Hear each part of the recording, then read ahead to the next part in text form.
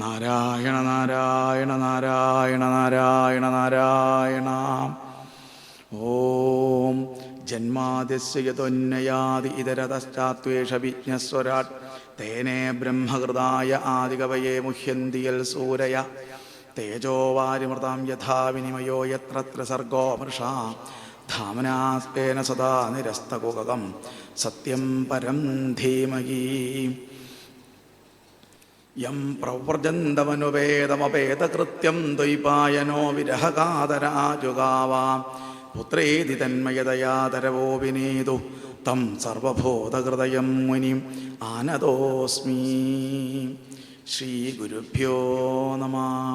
ഗുരവേ സർവലോകാനാം ഭിഷജേ ഭവരോഗിണാം നിതയേ സർവവിദ്യാനാം ദക്ഷിണാമൂർത്തയേ നമഃ. നമഃ പാർവതീപതയേ. ഹര ഹര മഹാദേവ. സർവത്ര ഗോവിന്ദനാമ സങ്കീർത്തനം. ഗോവിന്ദ ഗോവിന്ദ. സംപൂജ്യ സ്വാമിജി, അതുപോലെ വേദിയുടെ മുമ്പിലിരിക്കുന്ന നൈമിഷാരണ്യത്തിലിരുന്നു കൊണ്ട് ശൗനകാദ ഋഷീശ്വരന്മാർ കേട്ടതുപോലെ വർഷങ്ങളായി 17ാമത്തെ വർഷമായിട്ടും കേട്ടുകൊണ്ടിരിക്കുന്ന ഭക്തജനങ്ങൾ, സൂതന്മാരിങ്ങനെ പലരും മാറി മാറി കഥകൾ ഇങ്ങനെ പറയാൻ വരും. പക്ഷേ നൈമിഷാരണ്യത്തിലിരിക്കുന്ന ആളുകൾക്ക് വ്യത്യാസമൊന്നുമില്ല എന്നാണ്. പണ്ടും അങ്ങനെ തന്നെയായിരുന്നു. വേദങ്ങളും വേദാന്തങ്ങളും ഒക്കെ പഠിച്ച് പാസ്സായിരിക്കുന്ന ആളുകളാണ് ശൗനകാദ ഋഷീശ്വരന്മാർ. അവരാണ് അവരെക്കാളും വളരെ താന്നതായിരിക്കുന്ന, അന്നത്തെ കാലത്ത് ജാതിയിലൊക്കെ താന്നു എന്ന് പറയാൻ വേണമെങ്കിൽ വർണ്ണത്തിലൊക്കെ വിലോമജാതനാണ് കഥ പറയാനിരിക്കുന്നത്. പുരാണത്തിൻ്റെ മുമ്പിൽ വരുമ്പോൾ നമ്മൾ വളരെ ശ്രദ്ധിക്കണം. എവിടെയാണ് ഉയർച്ചയും താഴ്ചയും എന്നാണ്. ഇന്ന് സമൂഹത്തിൽ നടക്കുന്ന ഏറ്റവും വലിയ പ്രശ്നങ്ങളാണത്. എവിടെയാണ് ഉയർച്ച താഴ്ച എന്നാണ്. ഈശ്വരൻ പോലും അംശാവതാരാണ്. ഈശ്വരൻ പോലും അവതരിച്ചു വേദവ്യാസൻ എന്നുള്ള പേരിൽ മുക്കുവക്കുടിയിൽ അവതരിച്ചുകൊണ്ട് ഇന്ന് എല്ലാവർക്കും ഗുരുനാഥസ്ഥാനീയനാണ് വേദവ്യാസ മഹർഷി. അപ്പം അതുകൊണ്ട് ഏതെങ്കിലും ഒരു കുലത്തിൽ ജനിച്ചു എന്നോ അതിനൊന്നും ഭാരതത്തിലെ ഋഷീശ്വരന്മാർ വലിയ കാര്യങ്ങൾ കൊടുക്കാറില്ല എന്നാണ്. കഥ പറഞ്ഞുകൊണ്ടിരിക്കുന്ന സൂതൻ വിലോമജാതനാണ്. ബ്രാഹ്മണന് ക്ഷത്രിയ സ്ഥിതിയിലുണ്ടാകുന്ന സന്താന പരമ്പരകൾ, സൂതന്മാർ കുറേ ആളുകളുണ്ട്. അവരാണ് കഥ പറഞ്ഞു കൊടുക്കുന്നത്. കഥ കേട്ടുകൊണ്ടിരിക്കുന്നത് ശൗനകാദ ഋഷീശ്വരന്മാരാണ് കഥകൾ കേട്ടുകൊണ്ടിരിക്കുന്നത്. അവരുടെ മുമ്പിലാണ് സൂതൻ കഥ പറയുന്നത്. കഥകൾ അനവധി കഥകൾ പറഞ്ഞ് കൂട്ടത്തിലാണ് ഭാഗവതത്തിൻ്റെ 10 ലക്ഷണങ്ങളിൽ 6ാമത്തെ ലക്ഷണമായിരിക്കുന്ന മന്വന്തരം എന്ന് പറയുന്ന കഥയിലേക്ക് പ്രവേശിച്ചു. 2ാമത്തെ സ്കന്ധത്തിൽ പറയും, അത്ര സർഗോ വിസർഗശ്ച സ്ഥാനം പോഷണമോദയ മന്വന്തരോ ഈശാനകഥോ നിരോധോം തിരാശ്രയ. 10 ലക്ഷണങ്ങളാണ് ഭാഗവതത്തിന്. ഇത് മഹാപുരാണങ്ങൾക്ക് കാണുന്ന ലക്ഷണമാണ്. വേറെയൊക്കെ 5 ലക്ഷണങ്ങളുള്ളൂ പുരാണങ്ങൾക്ക്. അങ്ങനെ 10-15 അധ്യായങ്ങളെ കൊണ്ട് ഭഗവത് ഭക്തന്റെ കഥകളെ പറഞ്ഞു കേൾപ്പിച്ചു നാരദ മഹർഷി. ഗൃഹസ്ഥനായിരിക്കുന്ന യുധിഷ്ഠിര മഹാരാജാവിനാണ് ആ കഥകളൊക്കെ പറഞ്ഞു കൊടുത്തത്. എപ്പോഴും കഥകളൊക്കെ കേൾക്കേണ്ടതും ജീവിതം നല്ല രീതിയിൽ മുന്നോട്ട് കൊണ്ടുപോകേണ്ടതും ഗൃഹസ്ഥന്മാരാണ്. ഗൃഹസ്ഥന്മാരുടെ അനവധി പ്രവർത്തനങ്ങളും കാര്യങ്ങളെ കൊണ്ടാണ് പല കാര്യങ്ങളും നമ്മൾ ഭംഗിയായിട്ട് നടന്നു പോണത്. അപ്പൊ ധർമ്മത്തെ കുറിച്ച് നാരദ മഹർഷി 10-15 അധ്യായങ്ങളെ കൊണ്ട് പറഞ്ഞു കേൾപ്പിച്ചു. ധർമാസ്തേ ഗൃഹമേദീയോ വർണ്ണിത പാപനാശന. ഗൃഹമേധം എന്ന് പറഞ്ഞിട്ടുണ്ടെങ്കിൽ എന്താ? മേധം എന്ന് പറഞ്ഞാൽ കൊല എന്നർത്ഥം, അല്ലെങ്കിൽ ഹിംസ എന്നർത്ഥം അല്ലെ. ഗൃഹമേധികളാണ് എല്ലാവരും ഇരിക്കുന്നവരാണ്. എല്ലാവരും സന്യാസിമാരല്ല, ഗൃഹമേധികളാണ്. അങ്ങനെയുള്ള ഗൃഹമേധികൾക്ക് ഏറ്റവും പ്രധാനപ്പെട്ടതാണ് ഭാഗവത പുരാണങ്ങൾ, ഭാഗവത കഥകൾ. ഒരുപാട് പ്രയോജനങ്ങൾ ചെയ്തിട്ടുണ്ട് എന്നാണ് നമ്മുടെ സമൂഹത്തിൽ. സംസ്കാരങ്ങൾ വളർന്നു വരാൻ ഭാഗവതം ഒരുപാട് നമ്മളെ സഹായിച്ചിട്ടുണ്ട്. ഭാഗവത സപ്താഹത്തിലൂടെ, അതുപോലെ ഇതുപോലെ നടക്കുന്ന ഭാഗവത സത്രങ്ങളിലൂടെ. ഇവിടെയും 17ാമത് ഒരു സത്രം നടന്നുകൊണ്ടിരിക്കുന്നു. സത്രം എന്ന് പറഞ്ഞാൽ തന്നെ സത്യം പറയുന്ന സ്ഥലം എന്നാണ്. അത് ഇതും പറയാനുള്ള സ്ഥലങ്ങളല്ല. സത്രം നടക്കുന്ന സ്ഥലം. പണ്ടും അങ്ങനെ തന്നെയായിരുന്നു. അവിടെ ഈശ്വര കഥകൾക്കാണ് പ്രാധാന്യമുള്ളത്. വേദാന്തങ്ങൾ, ഉപനിഷത്തും വേദത്തിൻ്റെയും ഒക്കെ താല്പര്യമാണ് ഭാഗവതത്തിലേക്ക് വന്നിരിക്കുന്നത്. പിന്നെ വീണ്ടും ഭാഗവതത്തിൽ നിന്ന് ഉപനിഷത്തിലേക്കോ വേദങ്ങളിലേക്കോ കയറേണ്ട ആവശ്യമില്ല. കാരണം എന്താ? ഭാഗവതത്തെ ആശ്രയിച്ചാൽ മതി, ഭാഗവതത്തിൻ്റെ കഥകള്. അങ്ങനെ കഥകളൊക്കെ ആ ദാക്ഷായണി ദക്ഷപുത്രിമാരുടെ കഥകളൊക്കെ പറഞ്ഞു. ഭഗവാനെ കണ്ടുകൊണ്ട് ആ യുധിഷ്ഠിരൻ വളരെ സന്തോഷിച്ചു. ഉപദേശപ്രകാരം ആ ഭഗവാൻ അനുഗ്രഹിച്ചുകൊണ്ട് യാത്രയായി. പിന്നെ മന്വന്തര വർണ്ണയിലേക്ക് കടക്കുകയാണ്. അതിലെ രാജാവ് ഈ കഥകളൊക്കെ കേട്ടപ്പോൾ വീണ്ടും ചോദിച്ചു, അങ്ങ് ഒരുപാട് കാര്യങ്ങൾ എനിക്ക് പറഞ്ഞു തന്നു, സ്വയംഭൂമനുവിൻ്റെ കഥകളൊക്കെ അങ്ങ് എനിക്ക് പറഞ്ഞു തന്നു, ഇനിയും ഇല്ലേ ഭഗവാന്റെ കഥകൾ? അത് എനിക്ക് ധാരാളം കേൾക്കണം. അപ്പൊ പിന്നെ മന്വന്തര കഥകളിലേക്ക് പ്രവേശിച്ചു. 14 മനുക്കളാണ്. അഷ്ടമസ്കന്ധത്തിലെ 1-ാമത്തെ അധ്യായം, 3-ാമത്തെ അധ്യായം, 13-ാമത്തെ അധ്യായം, ഇങ്ങനെ തുടങ്ങിയ അധ്യായങ്ങൾ. 5-ാമത്തെ അധ്യായം, 13-ാമത്തെ അധ്യായം, 1, 5, 13 ഇങ്ങനെയുള്ള അധ്യായങ്ങളിൽ 14 മന്വന്തരങ്ങളെ പറഞ്ഞ കഥകൾ നമ്മളെ പറഞ്ഞു കേൾപ്പിക്കും. അതില് സ്വയംഭൂമനുവിൻ്റെയാണ് പരമ്പരകളൊക്കെ നമ്മൾ പറഞ്ഞു വന്നത്. ബ്രഹ്മാവിൻ്റെ വലതുഭാഗത്തും ഇടതുഭാഗത്തും പുരുഷനും സ്ത്രീയും ഉണ്ടായി. അതിൽ നിന്ന് സന്താന പരമ്പര ഉണ്ടായി. ആ കഥകളാണ് പറഞ്ഞത്. അപ്പൊ ആദ്യത്തെ മനുവാണ് സ്വയംഭൂമനു. പിന്നെ സ്വാരോജിഷൻ, ഉത്തമൻ, താമസൻ, രൈവതൻ, ചാഷുഷൻ, ശ്രാദ്ധദേവൻ, 7-ാമത് വൈവസ്വതമനു. ഇപ്പോ നടപ്പുള്ള കാലം എന്നർത്ഥം. സാവർണി, ദക്ഷസാവർണി, ബ്രഹ്മസാവർണി, ധർമ്മസാവർണി, രുദ്രസാവർണി, ദേവസാവർണി, ഇന്ദ്രസാവർണി. ഇങ്ങനെ 14 മനുക്കളുടെ കഥയാണ് അതിൽ പറയാം. അതിൽ 4-ാമത്തെ മന്വന്തരത്തിലെ കഥയാണ് നമ്മൾ കേൾപ്പിക്കുന്നത്. സ്വയംഭൂമന്റെ ചരിത്രങ്ങളിൽ കുറേ ഉപദേശങ്ങളുണ്ട് നമുക്ക്. മനുസ്മൃതി എന്നൊക്കെ വേണമെങ്കിൽ അതിനെ പറയാം. ഭാഗവതത്തിൽ കുറച്ച് മാത്രമേ ചേർത്തിട്ടുള്ളൂ. മനുഷ്യരെ എങ്ങനെയൊക്കെ ജീവിക്കണം, എങ്ങനെയാണ് ജീവിതം മുന്നോട്ട് കൊണ്ടുപോകേണ്ടത്, എങ്ങനെയാണ് ഒരു രാഷ്ട്രം മുന്നോട്ട് കൊണ്ടുപോകേണ്ടത് തുടങ്ങിയിട്ട് ഉള്ള ഉപദേശങ്ങൾ അനവധി കൊടുക്കുന്നതാണ് മനുസ്മൃതി എന്ന് പറഞ്ഞാൽ. അല്ലാതെ ആളുകളെ അടിച്ചേൽപ്പിക്കാനോ അല്ലെങ്കിൽ മറ്റുള്ള കാര്യങ്ങൾക്കൊന്നല്ല. വിഡ്ഢികളൊന്നല്ല ഇത് എഴുതി വയ്ക്കുന്നത്. ഇതൊക്കെ മഹർഷിമാര് അവര് എപ്പോഴും ലോകത്തിന് ഉപകാരമായിരിക്കുന്ന കാര്യങ്ങൾ മാത്രമേ എഴുതി വയ്ക്കുള്ളൂ എന്നാണ്. അവർ സ്വന്തമായിട്ടൊന്നും അവർക്കൊന്നും നേടാൻ അവർ എഴുതി വെച്ചിട്ടില്ല. വേദവ്യാസ മഹർഷി ഉണ്ടായത് തന്നെ നോക്കിയാൽ അറിയാവുന്നതാണ്.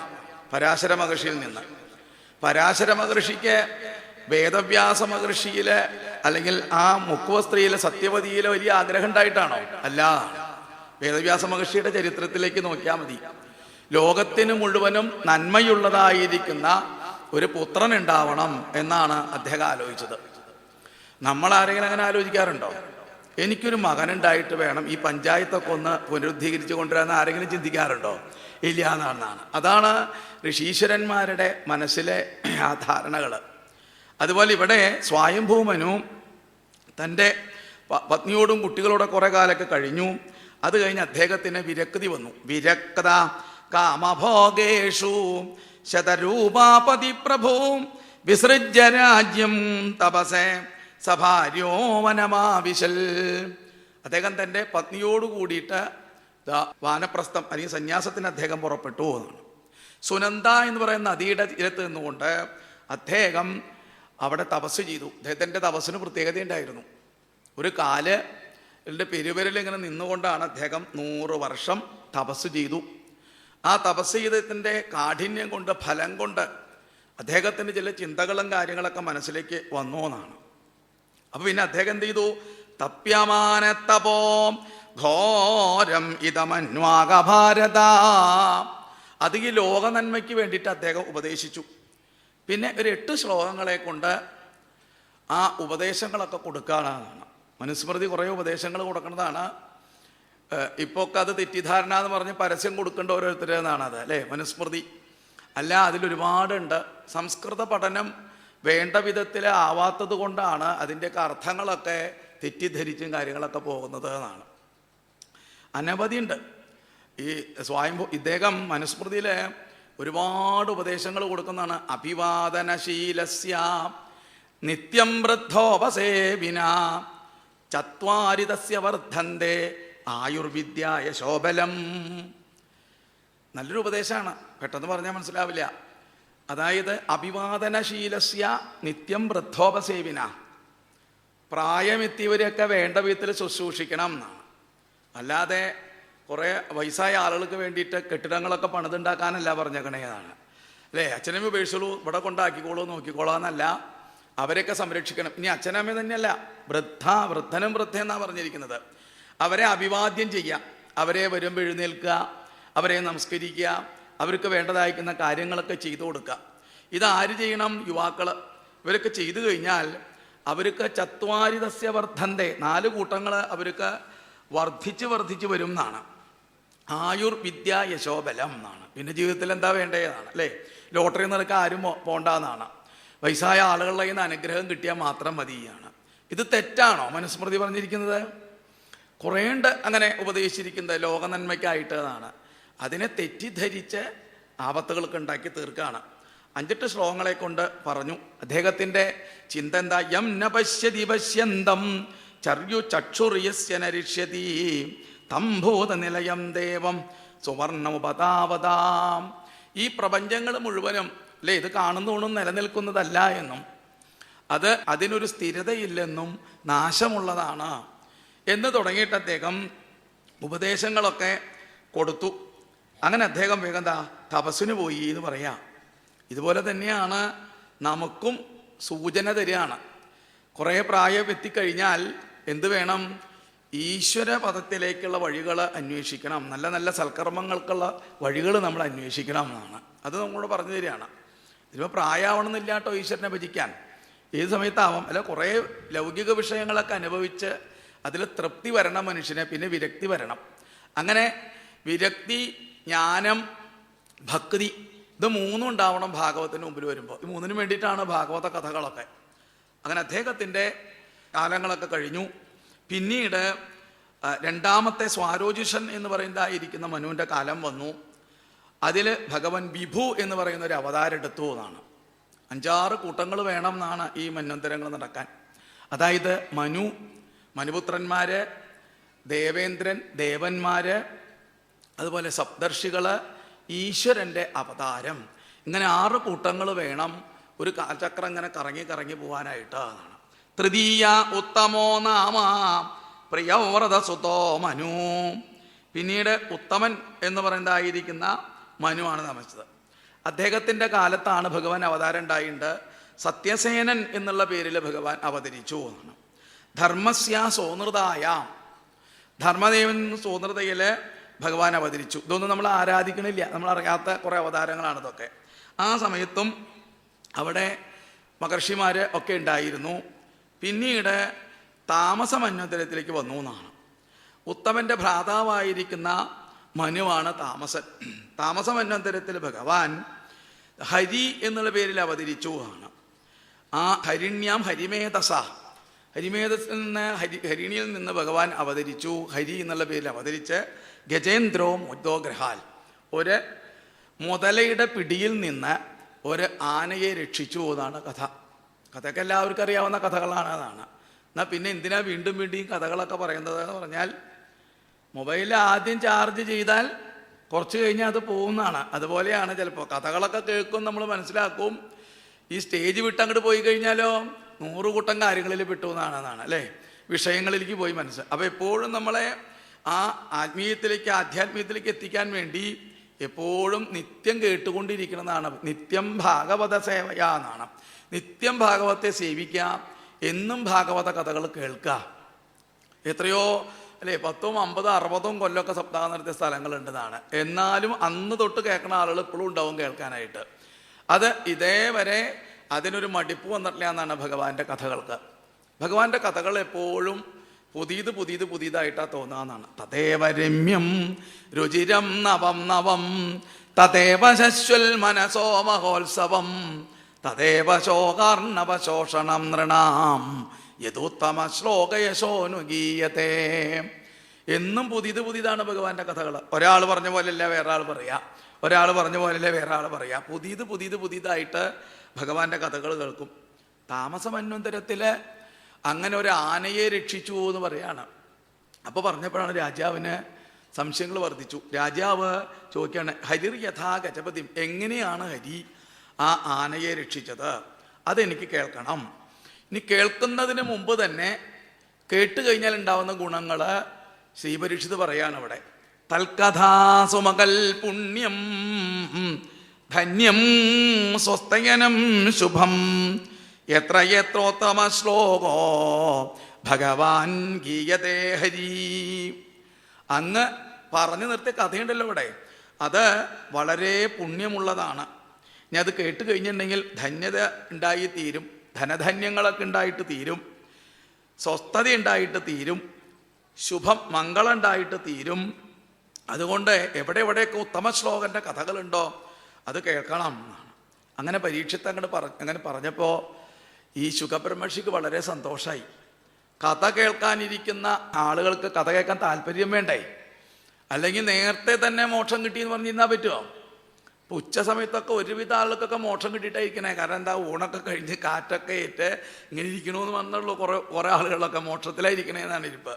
കഥ കേൾക്കണ ആളുകൾക്ക് നല്ല താല്പര്യം വേണം എന്നാണ്. ഇനിയും കഥ കേൾക്കണമെന്ന് തോന്നണം, ഉണർവോട് കൂടിയിട്ട് കഥ കേൾക്കാനായിട്ടാണ്.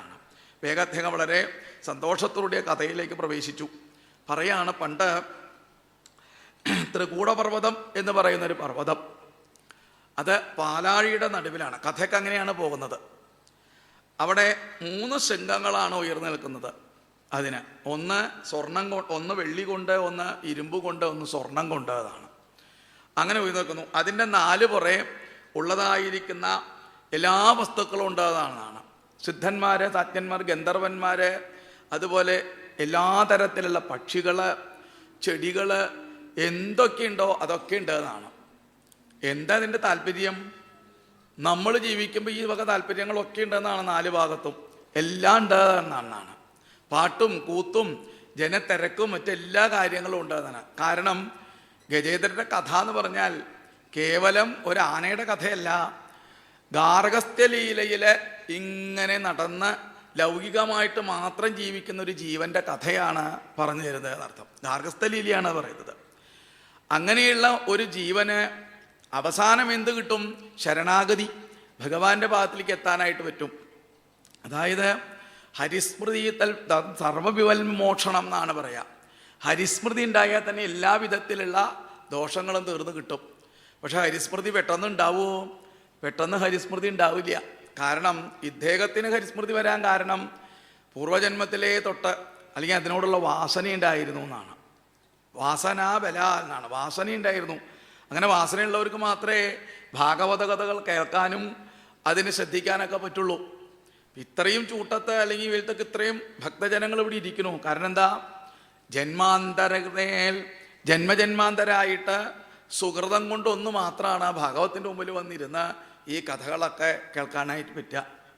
ജന്മാന്തര ഭവേൽ പുണ്യം എന്നാണ് പറയുക ഭാഗവത്തിൽ. അപ്പോൾ പുണ്യമുള്ള ജീവന്മാർക്ക് മാത്രമേ അത് പറ്റുള്ളൂ. ഇദ്ദേഹത്തിൻ്റെ പുണ്യമുണ്ട്. ഇദ്ദേഹം പണ്ടേ തന്നെ ഈശ്വരനെ ഭജിച്ച് വന്നിരുന്നു. പക്ഷേ ഇടയ്ക്ക് അത് വിട്ടുപോയി എന്നാണ് ജീവിതത്തിൽ. അതൊക്കെ നമുക്കും പറ്റാറുണ്ട്. അങ്ങനെയാണ് അല്ലേ? കുറേ കാലത്തൊക്കെ ചിലവർ പറയാറുണ്ട്, കുട്ടിക്കാലത്ത് പഠിച്ച കീർത്തനാണ് അതിപ്പോഴും എനിക്ക് ഓർമ്മയുണ്ട് എന്നാണ്. അപ്പം എന്താ, വലുതായിപ്പോൾ ആരെങ്കിലും തടുത്ത് നിർത്തിയിട്ടാണോ? അല്ല, വലുതായിപ്പോൾ പിന്നെ പറ്റാണ്ടായി എന്നാണ്. കുട്ടിക്കാലത്ത് പഠിച്ചു എന്നുള്ളതാണ്. കാരണം വിഷയങ്ങളിലേക്ക് കൂടുതൽ പ്രവേശിച്ചു കഴിഞ്ഞാൽ പിന്നെ ഇതൊക്കെ നമ്മൾ വിസ്മരിച്ചു പോവുകയാണ്, മറന്നു പോവുകയാണ്. അജ്ഞാനത്തിലേക്ക്, അവിദ്യയിലേക്കൊക്കെ നമ്മൾ കയറിപ്പോവും. കർമ്മങ്ങളാകുന്ന മുതലകൾ ഓരോന്ന് പിന്നാലെയായിട്ട് നമ്മളെ വന്ന് പിടിച്ച് ഇങ്ങനെ ആ സമുദ്രത്തിലേക്ക്, വെള്ളത്തിലേക്ക് ഇങ്ങനെ താത്തിങ്ങനെ കൊണ്ടുപോകും. നമ്മളങ്ങനെയാണ്. നമ്മളെ ഒരാളോട് ചോദിക്കുകയാണ് വഴിയിൽ വെച്ച്, ഈ കഥകളൊക്കെ നടക്കുന്നത് നമ്മുടെ ചുറ്റുപാട് നടക്കുന്ന കഥകളാണ് എന്നർത്ഥം അല്ലേ? എങ്ങനെയുണ്ട് ഇപ്പോൾ ജീവിതം ചോദിച്ചു കഴിഞ്ഞാൽ എന്താ പറയുക? ഒരു കരകയറ്റായിട്ടില്ലടോ എന്നാണ്. അപ്പോൾ കര കയറണമെങ്കിൽ എവിടെയാണ് കിടക്കണത്? വെള്ളത്തിലാണ് കിടക്കണേന്ന് അർത്ഥം എന്നാണ്. അതുതന്നെയാണ് മുതലെവിടേക്കാണ് പിടിച്ചുകൊണ്ട് പോണത്? വെള്ളത്തിലേക്കാണ് മുക്കിത്താത്ര എന്നർത്ഥം. കരകയറ്റില്ല എന്നർത്ഥം. വിഷയങ്ങളിൽ മാത്രം ആഗ്രഹങ്ങളെ ഒതുക്കാൻ പറ്റാതെ നടക്കുന്ന ജീവന് ഇങ്ങനെയുള്ള ബുദ്ധിമുട്ടുകളൊക്കെ ഉണ്ടായി തീരും എന്നാണ്. അതിന് ഏറ്റവും പ്രധാനം എന്താ? സത്സംഗം ഉണ്ടായിട്ട് തീരണം എന്നാണ്. ഇദ്ദേഹത്തിന് ഇവിടെ ആന ഒരു സാധാരണ ഒരു ഗൃഹസ്ഥനെ പോലെ തന്നെ ഈ ആന തൻ്റെ പിടിയാനകളോടൊക്കെ കൂടി കുട്ടികളോട് കൂടിയിട്ട് അവിടെ കുളിക്കലും കളിക്കലും ഒക്കെ ആയിട്ട് കുറേ കാലമായിട്ടതാണ്. അങ്ങനെ അദ്ദേഹം തഥൈകത തൽഗിരികാനനാശ്രയാം ഒരു ദിവസം ആ സ്ത്രീകളോട് കൂടിയിട്ട് അവിടെ വന്ന് ആ വരുന്ന വഴിയിൽ തന്നെ ആനയുടെ ഗന്ധം ഉണ്ട്. ആനയ്ക്കൊരു മതയിലെ ഗന്ധമുണ്ട്. അത് ആ ഗന്ധം വരുമ്പോൾ സിംഹങ്ങളും പുലിയൊക്കെ പേടിച്ച് ഓടി മാറും എന്നാണ്. അത്രയും കേമനായിരുന്നു, പുങ്കവനായിരുന്നു, കരിപുങ്കവനായിരുന്നു എന്നാണ്. അത്രയും കേമനായിരുന്നു ഈ ആന. അങ്ങനെയുള്ള ആന എത്ര കാലമാണ് ഇവിടെ കുളിച്ചതെന്ന് പറയില്ല. സമാസഹസ്ര 1000 വർഷക്കാലം എന്നാണ് പറയണത്. ഈ 1000 വർഷക്കാലം എന്ന് പറയുന്നത് നമ്മുടെ ജനനമരണങ്ങളും ജീവിത രീതികളെ പറ്റിയിട്ടാണ്. എണ്ണം അധികത്തെ കാണിക്കാൻ വേണ്ടിയിട്ടാണ് നമ്മൾ പറയുക. എങ്ങനെ 1000കണക്കിന് ആൾ വന്നിട്ടുണ്ട് എന്നാണ് അവിടെ, അല്ലേ? 1000 ഒന്നും ചിലപ്പോൾ ഉണ്ടാവില്ല എന്നാണ്. എണ്ണാൻ പറ്റാത്തത്ര വിധത്തിലുള്ള ആളുകളെയാണ് ഉദ്ദേശിക്കുന്നത്. അതുപോലെ തന്നെ അനവധി കാലമായിട്ട് ഗാർഹസ്ഥ്യത്തിൽ കളിച്ചിരിക്കുന്ന ആ ഒരു ജീവൻ ഇങ്ങനെ കുട്ടികളെയൊക്കെ കുളിപ്പിച്ച് കരക്ക് കയറ്റി നിർത്തിയതാണ്. ഇവിടെ ഭാഗവതം പറയാണ്, നിർപ്പായകൻ സംസ്നപയൻ യഥാഗൃഹി. ഒരച്ഛൻ കുട്ടികളെ കുളിപ്പിച്ച് നിർത്തുന്നത് പോലെ കരക്കിലേക്കൊക്കെ കയറ്റി നിർത്തിയിരിക്കുന്നു. അത് കഴിഞ്ഞിട്ടോ പിടിയാനകളോട് കൂടിയിട്ട് വെള്ളത്തിൽ കളിക്കലും വെള്ളം കോരി ഒഴിക്കലും കുളിപ്പിക്കലും കുളിക്കലൊക്കെ ആയിട്ട് ഇരിക്കുമ്പോഴാണ് പെട്ടെന്ന് അദ്ദേഹം ആജഷ്ടകൃത്രങ്കണോ അജമായയാ, മായയിൽ പെട്ടുകിടന്നുകൊണ്ട് തനിക്ക് വരാൻ പോകുന്ന കഷ്ടത്തെ പറ്റിയിട്ടൊന്നും അദ്ദേഹം ചിന്തിച്ചില്ല എന്നാണ്. നമുക്ക് ഈ കാലം പോലെയല്ല, ഇനി കാലം ബാക്കി കെടുക്കേണ്ട അവിടെ എന്നാണ് പലർക്കും, അല്ലേ? കഷ്ടകാലം എന്നൊക്കെ വേണമെങ്കിൽ പറയാമെന്നാണെന്നാണ് ആ സന്ദർഭത്തിൽ. ഒരു കാലത്തെ പറ്റി ചിന്തിക്കാതെ നടക്കണോ, ഓടി നടക്കണം അദ്ദേഹം. അതിലദ്ദേഹം പെട്ടെന്നാണ് തൻ്റെ കാലിൽ വന്നുകൊണ്ട് ഒരു മുതല ചെന്ന് പിടിച്ചു എന്നാണ്. ഈ മുതലയ്ക്കുള്ള പ്രത്യേകത എന്താ? വെള്ളത്തിലെ മുതലയ്ക്ക് ശക്തിയുണ്ട്, ആനയ്ക്ക് ശക്തിയില്ലാതാണ്. ആനയ്ക്ക് കരയിലാണ് ശക്തി. ആനയ്ക്ക് ക്ഷീണം വരാൻ തുടങ്ങി. കുറേയൊക്കെ മത്സരിച്ച് നോക്കി അതിൽ നിന്ന് രക്ഷപ്പെടാൻ പറ്റുന്നില്ല. ആ കുട്ടികളും അതുപോലെ തന്നെ ആ പിടിയാനകളൊക്കെ രക്ഷിക്കാനായിട്ട് പല വിധത്തിലും നോക്കി. അതിൽ നിന്ന് രക്ഷിക്കാൻ പറ്റാണ്ടായി. അവരൊക്കെ മാറി എന്നാണ്. അപ്പോഴാണ് അദ്ദേഹത്തിന് മനസ്സിലായത്, തനിക്ക് വന്ന ഈ വിപത്തിൽ നിന്നും ആർക്കും രക്ഷിക്കാൻ പറ്റില്ല എന്ന് മനസ്സിലായി അദ്ദേഹത്തിന്. ഇതിപ്പോൾ ഗജേന്ദ്രൻ്റെ കഥയിലേക്കൊന്നും പോണ്ട. ജീവിതത്തിലൊക്കെ കുറേ കാലമൊക്കെ ജീവിച്ചു കഴിച്ചു കൂട്ടി ഗൃഹസ്ഥാശ്രമത്തിൽ ജീവിക്കുന്നവർക്ക് എന്തെങ്കിലും നല്ലൊരു രോഗം വന്നു എന്ന് വിചാരിക്കുക. ഇത് ആരെങ്കിലും മാറ്റാൻ പറ്റുമോ? മാറ്റാൻ പറ്റില്ല എന്നാണ്. ഭാര്യയുണ്ട്, കുട്ടികളുണ്ട്, മറ്റുള്ളവർ ബന്ധുക്കളുണ്ട്, പണം ഉണ്ടെങ്കിലും ഒന്നും മാറ്റാൻ പറ്റിയെന്ന് വരില്ല എന്നാണ്. അത് ഈശ്വരന് മാത്രമേ പറ്റുള്ളൂ. ഇനി അങ്ങനെ ആ സമയത്തെങ്കിലും ഈശ്വരനെ ഭജിക്കാനായിട്ട് സാധിക്കണം. ഇത്രയും കഷ്ടപ്പാട് വന്നു, ഇനിയും ജീവിക്കാനല്ല ആഗ്രഹം വേണ്ടതെന്നാണ്. ഈശ്വരനെ ഭജിക്കാനാണ് മനസ്സ് വരേണ്ടത്. അത് കാണിച്ചു തരും പലരുടെ പല ജീവിതത്തെ കഥകളും. നല്ല നേരത്തെ തന്നെ ശീലിച്ചു വന്നു കഴിഞ്ഞാൽ പറ്റും. നിങ്ങളിവിടെ കഥകൾ കേട്ടിട്ടുണ്ടായിരിക്കും, അല്ലേ? അജാമളമോക്ഷമൊക്കെ പറയുമ്പോൾ അമ്മയെ കൊണ്ട് മകൻ എങ്ങനെയെങ്കിലും നാരായണാന്ന് ഒന്ന് ചൊല്ലിക്കാൻ വേണ്ടിയിട്ട് കുറേ കഷ്ടപ്പെട്ടു എന്നാണ്, അല്ലേ? ഒരിക്കൽ ഒരു മകൻ അമ്മയെ ഹരീന്നൊന്ന് പറയിപ്പിക്കാൻ നോക്കിയതാണ്. ഹരീന്നൊന്ന് പറഞ്ഞാൽ മതി എന്നാണ്. അമ്മയ്ക്ക് അതിലും വലിയ താല്പര്യമൊന്നുമില്ല. അമ്മയ്ക്ക് സീരിയൽ കാണലും മറ്റു കാര്യങ്ങളൊക്കെ അമ്മയ്ക്ക് താല്പര്യമുള്ളൂ. കിടപ്പിലായ അമ്മയെ കൊണ്ട് മകൻ ഈ സത്രത്തിലൊക്കെ പോയി പ്രഭാഷണങ്ങളൊക്കെ കേട്ട് ഇത്തിരി ഭക്തി വന്നിട്ടുണ്ടെന്നാണ്. അമ്മയ്ക്കത് വന്നിട്ടില്ല. എന്നാൽ അമ്മയെ കൊണ്ട് ഹരിസ്മൃതി ഉണ്ടാക്കണം, ഹരി എന്നൊന്ന് പറയിപ്പിച്ചാൽ മതിയും ചേരിച്ചിട്ട് അയലക്കത്തുള്ള ഹരിയെ കൊണ്ടുവന്ന് പിടിച്ചു നിർത്തി, അമ്മേ ഇതാരാന്നൊന്ന് പറയുമോ എന്നാണ്. അമ്മയ്ക്ക് ദേഷ്യം വന്നില്ലേ? ഈ എന്നെയാണോ കളിപ്പിക്കുന്നത്? ഇത് കിട്ടൂൻ്റെ ചേട്ടനല്ലേ, എനിക്കറിയാമെന്നാണ്. ഹരിങ്കിലും ഒന്ന് പറഞ്ഞുകൂടെ എന്ന് വെച്ചിട്ടാണ് കൊണ്ടുവന്നത്.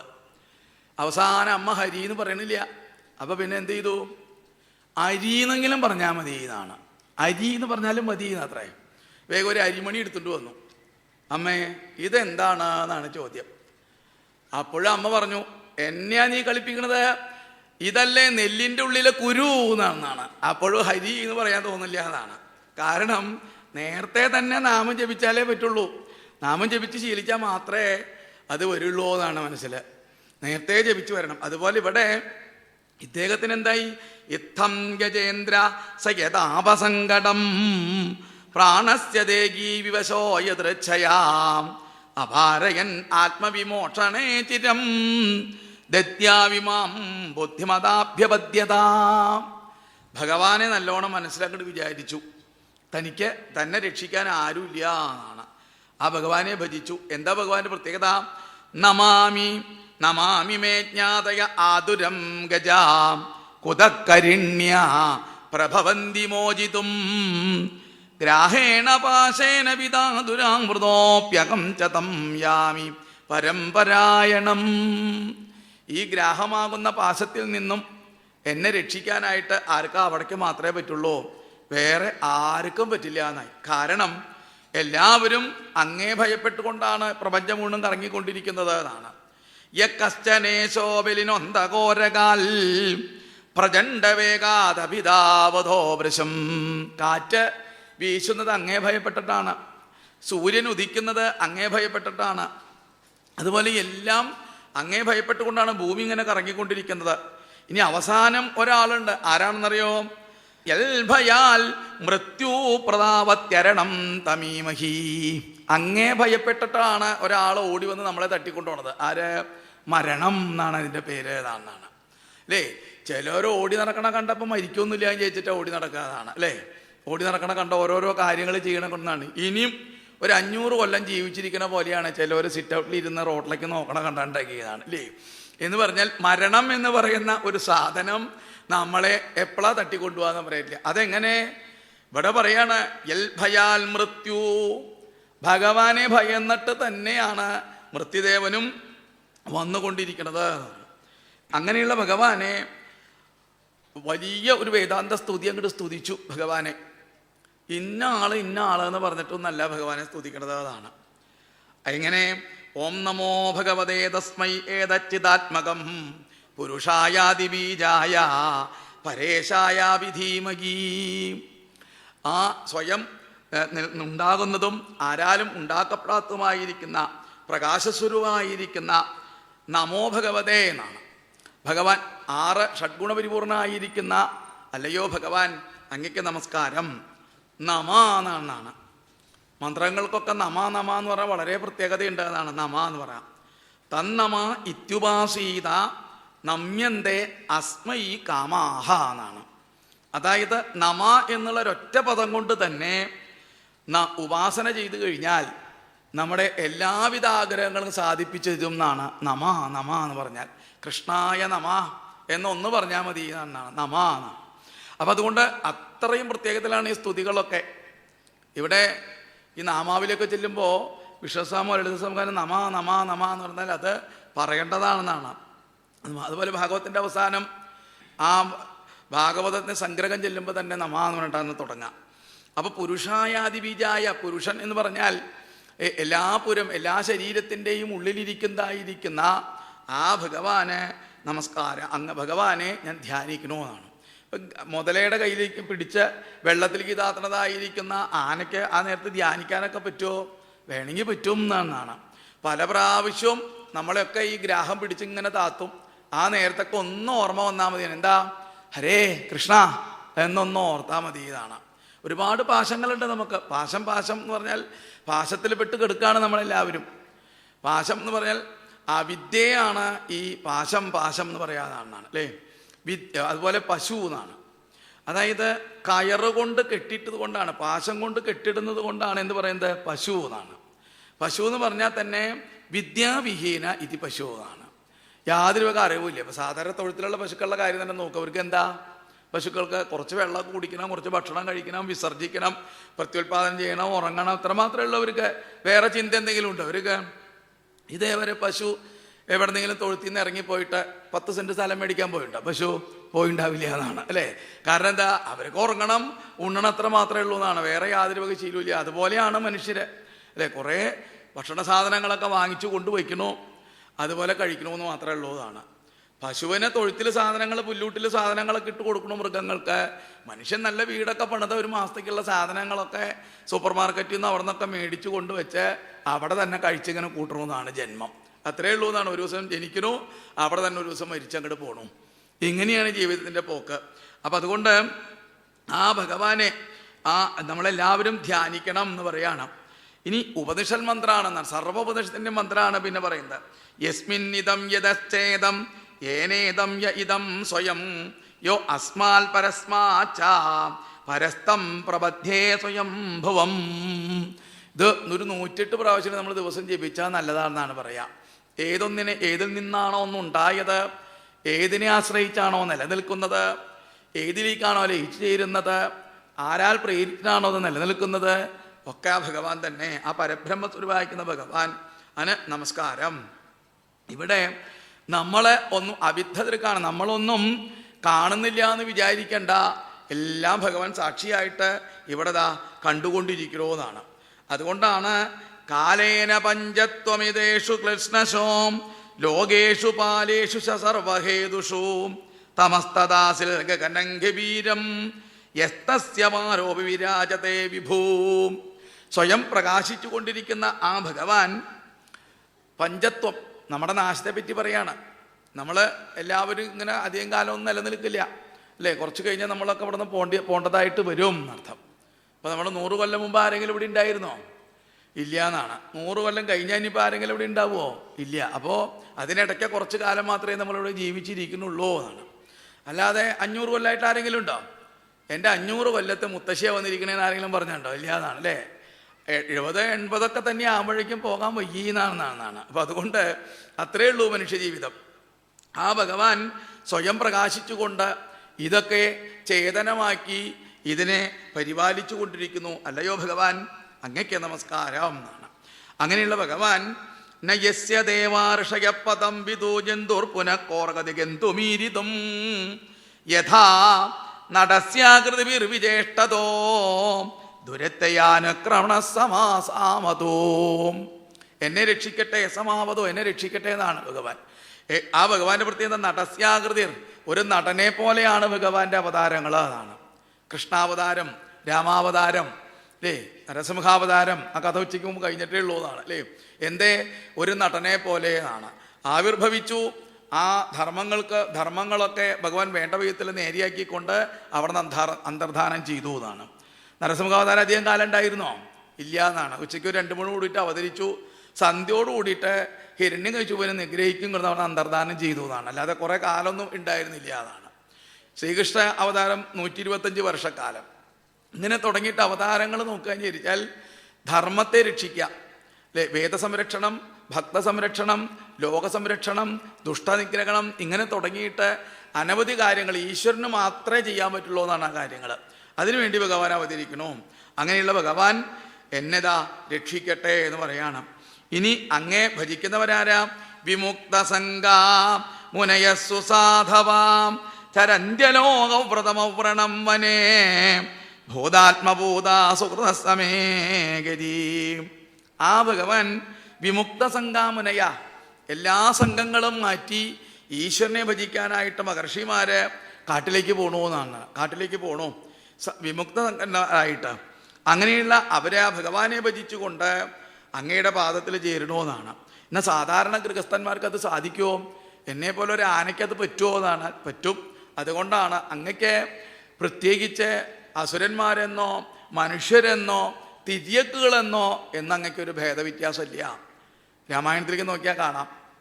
രാമായണത്തിൽ ഹനുമാൻ സ്വാമി ഭാഗവത്തിൽ പറയുന്നതാണ്. എന്താ പറയുക? അങ്ങ് അവതരിച്ചതൊന്നും സീതാദേവിയെ കൊണ്ടുവരാൻ വേണ്ടിയിട്ടൊന്നുമില്ല. അങ്ങ് എന്തിനാ അവതരിച്ചത്? മർത്യാവതാരസ്തികമർത്യ ശിക്ഷണം. മർത്യന്മാരെ, നമ്മളെ പോലുള്ളവരെ പഠിപ്പിക്കാൻ വേണ്ടിയിട്ടാണ് രാമാവതാരം ഉണ്ടായത് എന്നാണ്. അല്ലാതെ സീതാദേവിയെ കൊണ്ടുവരാനൊന്നും വേണ്ടിയിട്ടല്ല എന്നാണ്. ഇനി ആ ഭഗവാൻ വല്ല ഭേദവ്യത്യാസം ഉണ്ടോ? ഒരു ഭേദവ്യത്യാസവും ഇല്ല. സുരോ അസുരോ വാനരോ എന്നാണ്. സുരന്മാരോ അസുരന്മാരോ നരന്മാരോ വാനരന്മാരായിട്ടൊന്നും ഭഗവാൻ ഒരു ഭേദവ്യത്യാസമില്ല. കാരണം അങ്ങനെ ഉണ്ടെങ്കിൽ ഭഗവാന് വേണമെങ്കിൽ എത്രയോ ആളുകളെ വേണമെങ്കിൽ കൊണ്ടുവരായിരുന്നു. ഈ കുരങ്ങന്മാരല്ലേ ഭഗവാൻ കൂട്ടുപിടിച്ച സീതാദേവിയെ കൊണ്ടുവരാനായിട്ട് അല്ലെ. സീതാദേവിയുടെ ജനക മഹാരാജാവിനൊന്ന് അറിയിച്ചാൽ എത്രയോ പടനായകന്മാരെ അവിടുന്ന് കൊടുക്കും. ഇതിൽ കൈകേയിയുടെ വീട്ടിൽ നിന്ന് സുമിത്രയുടെ അവിടുന്ന് ഇങ്ങനെ തുടങ്ങിയിട്ട് അല്ലെങ്കിൽ ദേവന്മാരോട് പറഞ്ഞു എത്രയോ പടയാളികളെ വേണമെങ്കിൽ കിട്ടും. അതൊന്നും ഭഗവാൻ ആശ്രയിച്ചില്ല. ഹനുമാൻ സ്വാമി പറയാ, ഈ മരഞ്ചാടികളായ ഞങ്ങളെ അല്ലേ അങ്ങ് കൂട്ടുപിടിച്ചത് എന്നാണ്. അപ്പം അങ്ങക്ക് എന്തെങ്കിലും ഒരു ഭേദവ്യത്യാസം ഉണ്ടോ എന്നാണ്. ഈശ്വരൻ അങ്ങനെ ഒരു ഭേദവ്യത്യാസം ഇല്ല എന്നാണ്. അതുകൊണ്ട് തസ്മൈ നമ പരേശായ ബ്രഹ്മണേ അനന്തശക്തയേ അരൂപായോരു രൂപായ നമ ആശ്ചര്യകർമ്മണേ. ബ്രഹ്മത്തിൻ്റെ പറയണം, ബ്രഹ്മത്തിന് രൂപമുണ്ടോ? ഇല്ല. അത് നമ്മൾ ഉണ്ടാക്കുന്നതാണെന്നാണ് ഒരു രൂപം എന്നാണ്. ഏത് രൂപത്തിൽ വേണമെങ്കിൽ നമുക്ക് ഈശ്വരനെ ഭജിക്കാം എന്നാണ്, അല്ലേ? ഹിന്ദു സമൂഹത്തിനുള്ള അല്ലെങ്കിൽ ഭാരതത്തിലെ ഋഷീശ്വരന്മാർ അല്ലെങ്കിൽ നമുക്കുള്ള ഏറ്റവും വലിയൊരു ഭാഗ്യമാണ്, ഒരു നിർബന്ധവും ഇല്ല എന്നാണ് ഇന്ന വിധത്തിൽ പൂജിക്കണമെന്നൊന്നും എന്നാണ്. വൃക്ഷത്തെ പൂജിക്കാം, പുല്ലിനെ പൂജിക്കാം, മണ്ണിനെ പൂജിക്കാം, മൃഗങ്ങളെ പൂജിക്കാം, മനുഷ്യനെ പൂജിക്കാം, അല്ലേ? ആരെ വേണമെങ്കിൽ പൂജിക്കാം എന്നാണ്. പുരുഷനെ പൂജിക്കാം, സ്ത്രീയെ പൂജിക്കാം, നാരീപൂജ, അല്ലേ? എങ്ങനെ വേണമെങ്കിൽ ഈശ്വരപദത്തിലേക്ക് എത്താനായിട്ട് പറ്റും. ഇത് ഭാരതത്തിൻ്റെ മാത്രം പ്രത്യേകത, അല്ലാതെ നിങ്ങൾ ഇന്ന ആളെ തന്നെ ഭജിക്കണം എന്നൊരു നിർബന്ധമില്ല എന്നാണ് ഇവിടെ. ഭാരതത്തിൽ മാത്രമേ ഉള്ളൂ അതാണ്, അല്ലേ? പുല്ല് അല്ലെങ്കിൽ പുഷ്പങ്ങൾ, നമ്മുടെ എത്രയോ ആ പുഷ്പങ്ങളൊക്കെ നമ്മൾ വീണപ്പോൾ പുഷ്പങ്ങളെന്ന് ചൂടേണ്ട ദിവസമാണെന്നൊക്കെ, അല്ലേ? പാതിരാപ്പൂ ചൂടല്ലെന്നാണ്. അതൊക്കെ ഇല്ലാണ്ടായി എന്നാണ് കുറേ സ്ഥലങ്ങളിലൊക്കെ. 10 പുഷ്പങ്ങളാണ് ദശപുഷ്പങ്ങൾ. ഈ ദശപുഷ്പങ്ങളൊക്കെ ഓരോ ദേവന്മാരെയും അതുപോലെ തന്നെ ഓരോ ഗുണങ്ങളും ഉണ്ട്, അതാണത് ദശപുഷ്പങ്ങൾ. അതൊക്കെ അല്ലേ ശീബോധിക്ക് വയ്ക്കുക, അതൊക്കെ സാധാരണ പൂജാമുറിയിലൊക്കെ കൊണ്ടുവയ്ക്കാറുണ്ട്, ചൂടാറുണ്ട്. അതാണ് നിശീതം എന്നാണ്. രാത്രി 12 മണി 24 മിനിറ്റിനാണ് നിശീത കുസുമധാരണം. ആ സമയത്ത് പൂവൊക്കെ ചൂടാന്നാണ്. ഇന്നിപ്പോൾ അതൊന്നുമില്ല. തിരുവാതിര എന്ന് പറഞ്ഞാലൊന്നും ആർക്കും അത് ഓർമ്മയൊന്നുമില്ല എന്നാണ് ചിലവർക്ക്, അല്ലേ? തിരുവാതിര എന്ന് പറഞ്ഞാൽ ആകെ ഓർമ്മ വരും പുഴുക്കുണ്ടാക്കുക, കഴിക്കാമെന്ന് ഓർമ്മ വരുന്നതാണ്, അല്ലാതെ കണ്ട് വ്രതെടുക്കണോ മറ്റു കാര്യങ്ങളെ പറ്റിയിട്ടൊന്നുമില്ല എന്നാണ്. ചിലർ ഓടി നടക്കണം കാണാം, തിരുവാതിരല്ലേ മുതല മേടിക്കാൻ പോവുകയാണ് എന്നാണ്, പുഴുക്കുണ്ടാക്കാനാണ്, അല്ലേ? എന്നാൽ വ്രതെടുക്കണമെന്നോ അല്ലെങ്കിൽ ഈ ദശപുഷ്പം കിട്ടുമെന്നൊന്നും വളരെ ചുരുക്കം ആളുകൾ മാത്രമേ അന്വേഷിക്കുന്നുണ്ടാവുള്ളൂ. ഇതൊക്കെ നമ്മുടെ സംസ്കാരങ്ങളിൽ കടന്ന് വന്ന് പെട്ടുപോയ കുറേ കുഴപ്പങ്ങളാണ് എന്നാണ്. അപ്പം അതുകൊണ്ട് ഇവിടെ പറഞ്ഞു വിമുക്ത സംഘന്മാരായിരിക്കുന്ന മഹർഷിമാരെ അങ്ങേ ഭജിച്ചു കൊണ്ടിരിക്കണു. അങ്ങനെയുള്ള അങ്ങ് എവിടെയാ? എല്ലാ പരേശായാം, അല്ലേ? എല്ലാവരിലും ഇരിക്കുന്ന അങ്ങ് അനന്തശക്തിയാണ്, ഒന്നിനെയും തടുക്കാനായിട്ട് സാധ്യമല്ല അങ്ങ്. അങ്ങനെയുള്ള ആയിരിക്കുന്ന ശക്തിസ്വരൂപനായിരിക്കുന്ന അങ്ങക്ക് ഇനി ആ അങ്ങയുടെ രൂപം ഇന്ന രൂപം എന്ന് പറയാൻ അരൂപമാണ്, രൂപമാണ്, അല്ലേ? രൂപമില്ലാത്ത ഭഗവാനെ രൂപം കൊടുത്തുകൊണ്ട്, എന്നാൽ ആ ഭഗവാൻ ആശ്ചര്യകർമ്മങ്ങളൊക്കെ ചെയ്തുകൊണ്ടിരിക്കണമെന്നാണ്. എന്താ ആശ്ചര്യകർമ്മങ്ങൾ? പ്രപഞ്ചത്തിലേക്ക് ഒന്ന് നോക്കിയാമെന്നാണ് ഭഗവാന്റെ ആശ്ചര്യം. ഇനി വേണ്ട, നമ്മുടെ ശരീരത്തിലേക്ക് ഒന്ന് നോക്കിയാൽ മതി തന്നെ ആശ്ചര്യം അറിയണമെന്നുണ്ടെങ്കിൽ. നമ്മളിങ്ങവിടെ ഇരുന്ന് ശ്വാസോച്ഛ്വാസം വലിക്കണില്ലേ? ഒന്ന് ആലോചിച്ചാൽ മതി അതിൻ്റെ ശക്തി എവിടെ നിന്നാണ്, അതിൻ്റെ പ്രേരണ. വേറെ എവിടേക്കും പോകാൻ പോണ്ടാന്നാണ്. നമ്മൾ ചിലപ്പോൾ അഹങ്കാരം കൊണ്ട് പറയും എൻ്റെ ശക്തി കൊണ്ടാണ് ഞാൻ ശ്വാസം വലിക്കുന്നത് എന്നൊക്കെ പറയുന്നു വരുന്നതാണ്, അല്ലേ? നമ്മുടെ ശക്തി കൊണ്ടല്ല നമ്മളത് വലിച്ചുകൊണ്ടിരിക്കുന്നത് എന്നാണ്. അങ്ങനെയാണെങ്കിൽ ഉറങ്ങണ നേരത്തെ ആരാ നമുക്ക് ശ്വാസം കൊണ്ട് തരണത്, അല്ലേ? ഉറങ്ങണ സമയത്ത് കൂർക്കം വലിച്ചൊക്കെ ഉറങ്ങാറുണ്ട് നമ്മൾ. ആരാ നമ്മളെ രക്ഷിക്കുന്നത് ആ സമയത്തും? ആ ഭഗവാൻ തന്നെയാണ്. അപ്പം അതുകൊണ്ട് അങ്ങ് എല്ലാ അരൂപായിട്ടും രൂപായിട്ടും അങ്ങേ കാണാനൊന്നും പറ്റില്ല, പക്ഷെ അങ്ങ് അന്തര്യാമിയായി ഇരുന്നു കൊണ്ട് ഓരോ കാര്യങ്ങൾ പ്രവർത്തിച്ചു കൊണ്ടിരിക്കുന്നു. അതുപോലെ അങ്ങ് നമ ആത്മപ്രദീപായേ പ്രദീപായ സാക്ഷിണേ പരമാത്മനേ, എല്ലാത്തിനും ആത്മപ്രദീപം ദീപമായിക്കൊണ്ട് സാക്ഷിയായിട്ട് അങ്ങ് കാണുന്നു. ദീപം എന്ന് പറയുന്നത് എന്താ? വെളിച്ചം, അല്ലേ? കാണുക. എല്ലാത്തിനും അങ്ങ് സാക്ഷിയായിട്ട് ഇരിക്കണമെന്നാണ് അങ്ങ്. ആ അങ്ങയെ ഗിരാം വാക്കുകളെ കൊണ്ടോ മറ്റേ കൊണ്ടോ ഒന്നും അങ്ങേ അറിയാനായിട്ട് സാധ്യമല്ല. പറയാൻ മാത്രമേ പറ്റുള്ളൂ എന്നാണ്. ഇങ്ങനെയാണെന്നല്ലാതെ കണ്ട് അതാണ് എന്ന് പറയാനായിട്ട് സമർത്ഥിക്കാനായിട്ട് പറ്റില്ല. കാരണം അതിലും മേലെ നിൽക്കുന്നതാണ് ആ ശക്തിസ്വരൂപനായിരിക്കുന്ന ഭഗവാൻ. എല്ലാത്തിനും സാക്ഷിയായിട്ട് അങ്ങ് നിൽക്കുന്നു എന്നാണ്. എല്ലാത്തിനും സാക്ഷിയുണ്ട്, ദൃക്കായിട്ട് എല്ലാത്തിലും ഉണ്ട് ഭഗവാൻ. അപ്പം നമ്മളൊരു വസ്തു കാണണമെന്ന് വിചാരിക്കാം, അല്ലേ? ദൃശ്യം ലോചനം ദൃക്ക് എന്നാണ്. കാണുന്ന വസ്തുക്കൾ ഏതിലൂടെയാണ് നമ്മൾ കാണുന്നത്? കണ്ണിലൂടെ എന്നാണ്, അല്ലേ? കണ്ണിലൂടെ കണ്ടു അത് മനസ്സിലാക്കണമെങ്കിൽ ഒരാൾ വേറെ വേണം എന്നാണ്. കണ്ടുണ്ടായാൽ മാത്രം പോരാ. നമ്മൾ പറയില്ലേ കണ്ണുണ്ടായാൽ പോരാ, കാണണം എന്നാണ്. എന്ന് പറയുന്നത് ജ്ഞാനത്തിലേക്ക് എത്തണം എന്നാണ്. അതാണ്. അപ്പം നമ്മളെ കാണിക്കണമെന്നാണ്. ഈ കണ്ണിലൂടെ എത്ര സ്ഥലങ്ങൾ നമുക്ക് കാണാനായിട്ട് പറ്റണോ? കണ്ണിൻ്റെ നീളവും വീതിയൊക്കെ ഒന്ന് അന്വേഷിച്ച് നോക്കൂ, കുറച്ചേ ഉള്ളൂ എന്നാണ്, അല്ലേ? എത്ര സെൻറ്റിമീറ്റർ ഉണ്ടാവും കണ്ണ്? അതിൻ്റെ ഉള്ളിൽ കൂടെ ഇത്രയും ശക്തി, ഇത്രയും ആളുകൾ ഇരിക്കുന്നത് കാണാം. ഇവിടെ നിന്ന് അങ്ങട്, അവിടെ നിന്ന് ഇങ്ങോട്ട് നോക്കിക്കഴിഞ്ഞ് ഇത്രയും വലിയ സ്റ്റേജ് മുഴുവനും കാണാൻ പറ്റണം. അപ്പോൾ സകലത്തിൻ്റെ ഉള്ളിലും സാക്ഷിയായിട്ട് നിറഞ്ഞിരിക്കുന്നതായിരിക്കുന്ന അങ്ങയ്ക്ക് നമസ്കാരം. നമക്കൈവല്യനാഥായ നൈഷ്കർമ്മ്യേണ വിഭജിത. അങ്ങക്ക് യാതൊരു കർമ്മങ്ങളും ഇല്ല, പക്ഷേ എന്നാ കർമ്മങ്ങളൊക്കെ ചെയ്തുകൊണ്ടിരിക്കണമെന്നാണ് നമുക്ക് തോന്നും. എപ്പോൾ ആ ഭഗവാനെ ഭജിച്ചു കഴിഞ്ഞാൽ നമുക്ക് എന്താ കിട്ടുക? കൈവല്യം കിട്ടും എന്നാണ്. മോക്ഷപ്രാപ്തിക്ക് എത്താനായിട്ട് പറ്റും. അതുപോലെ നമശാന്തായ, അവിടുന്ന് ആരാ? ശാന്തനാണ് എന്നാണ്. ശാന്തൻ എന്ന് പറയുന്നത് ഇന്ദ്രിയങ്ങളൊക്കെ ഒതുക്കി ഇരിക്കുന്ന ആളാണ് ശാന്തൻ എന്ന് പറയുന്നതാണ്. അങ്ങനെയുള്ള ആയിരിക്കുന്ന അങ്ങയ്ക്ക് നമസ്കാരം. ഇനി അങ്ങ് ക്ഷേത്രജ്ഞനാണ്. എല്ലാ ഇന്ദ്രിയങ്ങളെയും പ്രവർത്തിപ്പിച്ച് അതിൻ്റെ ഉള്ളിൽ ഗൂഢമായിട്ട് അങ്ങ് ഒളിഞ്ഞിരിക്കണു. അങ്ങേ പുറത്തേക്കൊന്നും കാണാൻ പറ്റില്ല. കയ്യ് ഉയർത്തണമെന്നുണ്ടെങ്കിൽ ആ ശക്തി ഉള്ളിൽ വേണം നമുക്ക്, അല്ലേ? അതിൻ്റെ ശക്തി ഉള്ളിൽ ഇങ്ങനെ ഇരിക്കണോ. അതുകൊണ്ട് സർവേന്ദ്രിയ ഗുണദ്രഷ്ടേ, എല്ലാ ഇന്ദ്രിയങ്ങളിലും അങ്ങ് ശക്തിയായിട്ട് വന്നിരിക്കണോ എന്നാണ്. ആ ധ്രുവന്റെ സ്തുതി അങ്ങനെ എന്നാണ്, അല്ലേ? യോ അന്തപ്രവശ്യ മമ വാചമിമാം പ്രസുപ്താം സഞ്ജീവയത്യഖില ശക്തിധരത്വതാം നാം. അങ്ങനെ തുടങ്ങുന്ന സ്തുതി എല്ലാ ഇന്ദ്രിയങ്ങളിലും ഉള്ളിലിരുന്നു കൊണ്ട് അങ്ങ് പ്രവർത്തിച്ചു കൊണ്ടിരിക്കുന്നു. അതുകൊണ്ട് സത്തിലും അസത്തിലും അങ്ങ് നിറയ്ക്കുന്നു. അസത്ത് എന്ന് പറഞ്ഞ ഇന്ദ്രിയങ്ങളും സത്ത എന്ന് പറഞ്ഞ ജീവൻ എല്ലാത്തിലും അങ്ങ് അടങ്ങിക്കൊണ്ടിരിക്കുന്നു. അല്ലയോ ഭഗവാൻ, അങ്ങയ്ക്ക് നമസ്കാരം എന്നാണ്. എനിക്ക് മറ്റ് ഉള്ളവരെ പോലെ അല്ല. ഇപ്പം എൻ്റെ സ്ഥിതി എന്താ? എന്നെ ആനങ്ങനെ മുതലെങ്ങനെ പിടിച്ച് വെള്ളത്തിലേക്ക് ഇങ്ങനെ കൊണ്ടുപോകണമെന്നാണ്. അതിൽ നിന്ന് അവിടെ നിന്ന് തന്നെ എന്നെ രക്ഷിക്കണം എന്നാണ്. ഏകാന്തിനോ യസ്യന കശ്ചനാഥ വാഞ്ചന്തിയേ വൈഭവൽ പ്രപന്ന. ഏകാന്തമായിട്ട് അങ്ങേ ഭജിക്കുന്നവർക്ക് അങ്ങ് കൈവല്യം കൊടുക്കും എന്നാണ്. എപ്പോഴും ഭഗവാനെ ഭജിക്കുമ്പോൾ സംഘങ്ങളൊക്കെ മാറ്റി നിർത്തി ഏകാന്തമായിട്ട്, അല്ലേ, ഇരുന്ന് ഒക്കെ വേണം ഭജിക്കാനായിട്ട്. ഇപ്പോൾ ഇവിടെ എല്ലാവരും പോയി, എല്ലാവരും എന്നെ ഉപേക്ഷിച്ച് പോയിരിക്കണു. എനിക്ക് അങ്ങേ മാത്രമാണ് ഭജിക്കാനായിട്ട്. നീ അങ്ങേ എല്ലാം ഉപേക്ഷിച്ചുകൊണ്ട് ഭജിക്കുന്ന ആളെ അങ്ങ് ആരാന്നറിയോ? ഭഗവാൻ രക്ഷിക്കും എന്നാണ്. ആശ്രയിക്കുന്നവരെ ഭഗവാൻ രക്ഷിക്കും എന്നാണ്. ഇനി അതല്ല, അങ്ങയുടെ കഥകൾക്ക് ചില പ്രത്യേകതകളുണ്ട്. അത്യത്ഭുതം തച്ചരിതം സുമംഗളം ഗായന്ത ആനന്ദ സമുദ്രമഗ്ന. അങ്ങയുടെ കഥകൾ കേട്ട് കഴിഞ്ഞാൽ ആനന്ദത്തിലാടാനായിട്ട് പറ്റുമെന്നാണ്. സച്ചിദാനന്ദ സ്വരൂപനാണ് അവിടുന്ന്.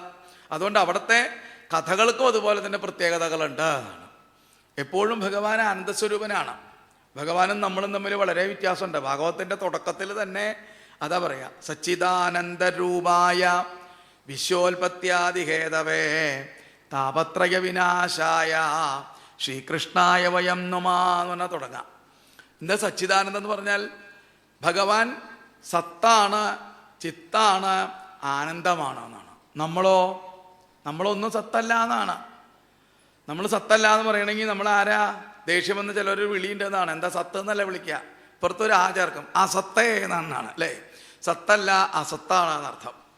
ഭഗവാൻ സത്താണ്. ഭഗവാൻ ബോധസ്വരൂപാണ്, പ്രകാശസ്വരൂപാണ്. നമ്മളോ, അല്ലേ, ബോധസ്വരൂപമല്ല, പ്രകാശസ്വരൂപമല്ല. പ്രകാശം കുറഞ്ഞ് ഇങ്ങനെ വന്നുകൊണ്ടിരിക്കുന്നതാണ് നമുക്ക്.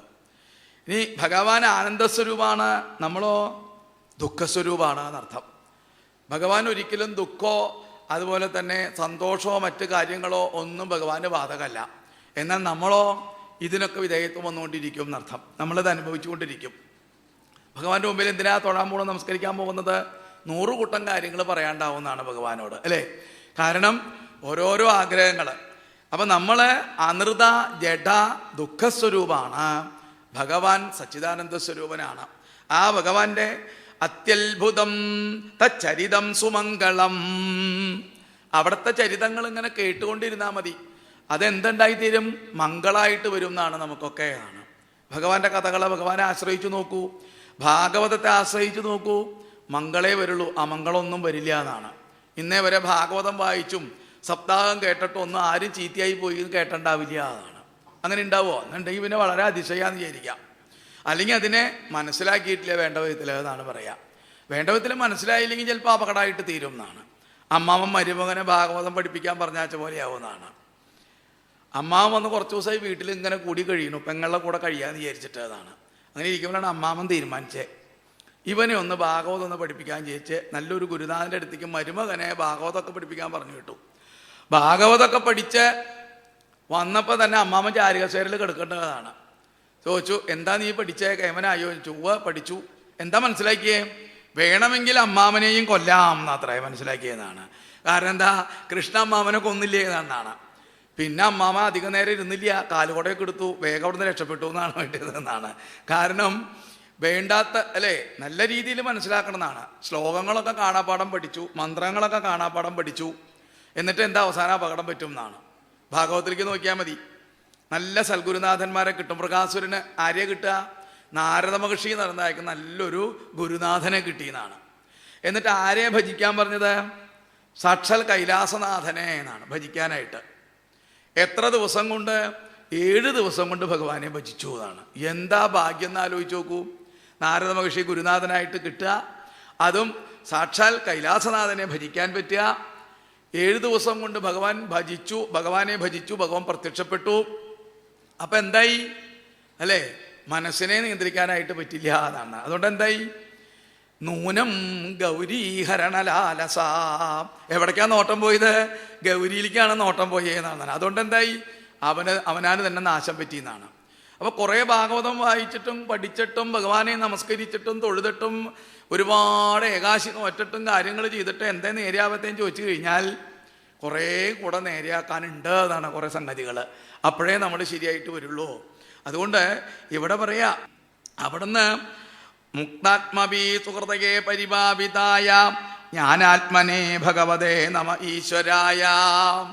അങ്ങ് ജ്ഞാനസ്വരൂപനാണ്, ഈശനാണ്. ഈശൻ എല്ലാത്തിനും സാമർത്ഥ്യക്കാരനാണ്. അങ്ങേ ഭജിച്ചു കഴിഞ്ഞാൽ ധർമ്മം, അർത്ഥം, കാമം, മോക്ഷം ഇതെല്ലാം അങ്ങേ ആശ്രയിച്ചാൽ കിട്ടും എന്നാണ്. ഇനി അങ്ങ് ഇന്ന രൂപത്തിൽ നിന്നൊന്നും പറഞ്ഞറിയിക്കാനായിട്ട് സാധ്യമല്ല എന്നാണ്. ദേവാസുരമർത്യതിര്യങ്. അങ്ങ് മനുഷ്യനാണോ? അല്ല. അങ്ങ് തിര്യക്കുകളാണോ? അല്ല. എൻ്റെ മനുഷ്യനിലെ താഴെയുള്ളതായിരിക്കുന്ന ജന്തുക്കളെന്നർത്ഥം. അവരുടെ ജന്മങ്ങളിലൊക്കെ നോക്കിയാൽ മതി എന്നാണ്. നായ അല്ലെങ്കിൽ മറ്റ് പക്ഷികളൊക്കെ നോക്കിക്കഴിഞ്ഞാൽ അറിയാനായിട്ട് പറ്റും. അവരുടെ കുലങ്ങൾ ഒരു 10 തലമുറ അല്ലെങ്കിൽ 20 തലമുറ കഴിയുമ്പോഴാണ് നമ്മുടെയൊക്കെ ചിലപ്പോൾ 1 തലമുറ തന്നെ കഴിയാതാണെന്നാണ്. അപ്പോൾ അധികം നോക്കണ്ട, നായയെ നോക്കിയാൽ മതി. നമ്മുടെ വീട്ടിൽ 10 11 കൊല്ലം കൂടി ഉണ്ടാവുന്നതാണ് ഒരു നായ. അല്ലെങ്കിൽ കോഴികളെ നോക്കൂ അല്ലേ, വളരെ താന്ന ജന്മങ്ങളാണെന്നാണ്. എത്ര നാളുണ്ടാവും ഒരു കോഴി? കുറച്ച് കാലം ഉണ്ടാവുള്ളൂ എന്നാണ്, അല്ലാതെ അധികം കാലമൊന്നും ഉണ്ടാവില്ല. പണ്ട് മുത്തച്ഛൻ്റെ കാലത്തുള്ള ചാത്തൻ കോഴിയാ മുറ്റത്ത് നിൽക്കണേന്ന് കേട്ടോണ്ട് ആരെങ്കിലും പറഞ്ഞ് മനസ്സിലാക്കി കൊടുത്തോട്ടെ? പരിചയപ്പെടുത്തിയിട്ടുണ്ടോ? ഇല്ല എന്നാണ്. കാരണം എന്താ? തിരിയേക്കാൾ കുറച്ചേ ഉള്ളൂ എന്നാണ്. അപ്പം അങ്ങ് ഇന്ന രൂപത്തിൽ നിന്നൊന്നും പറയാനായിട്ട് പറ്റില്ല. അങ്ങ് പുരുഷനല്ല, സ്ത്രീയല്ല, ഷണ്ടനല്ല, പുമാനല്ല, ഇതിലൊന്നും പെട്ടതല്ല അങ്ങ് എന്നാണ്. ഇനി നായം ഗുണകർമ്മ.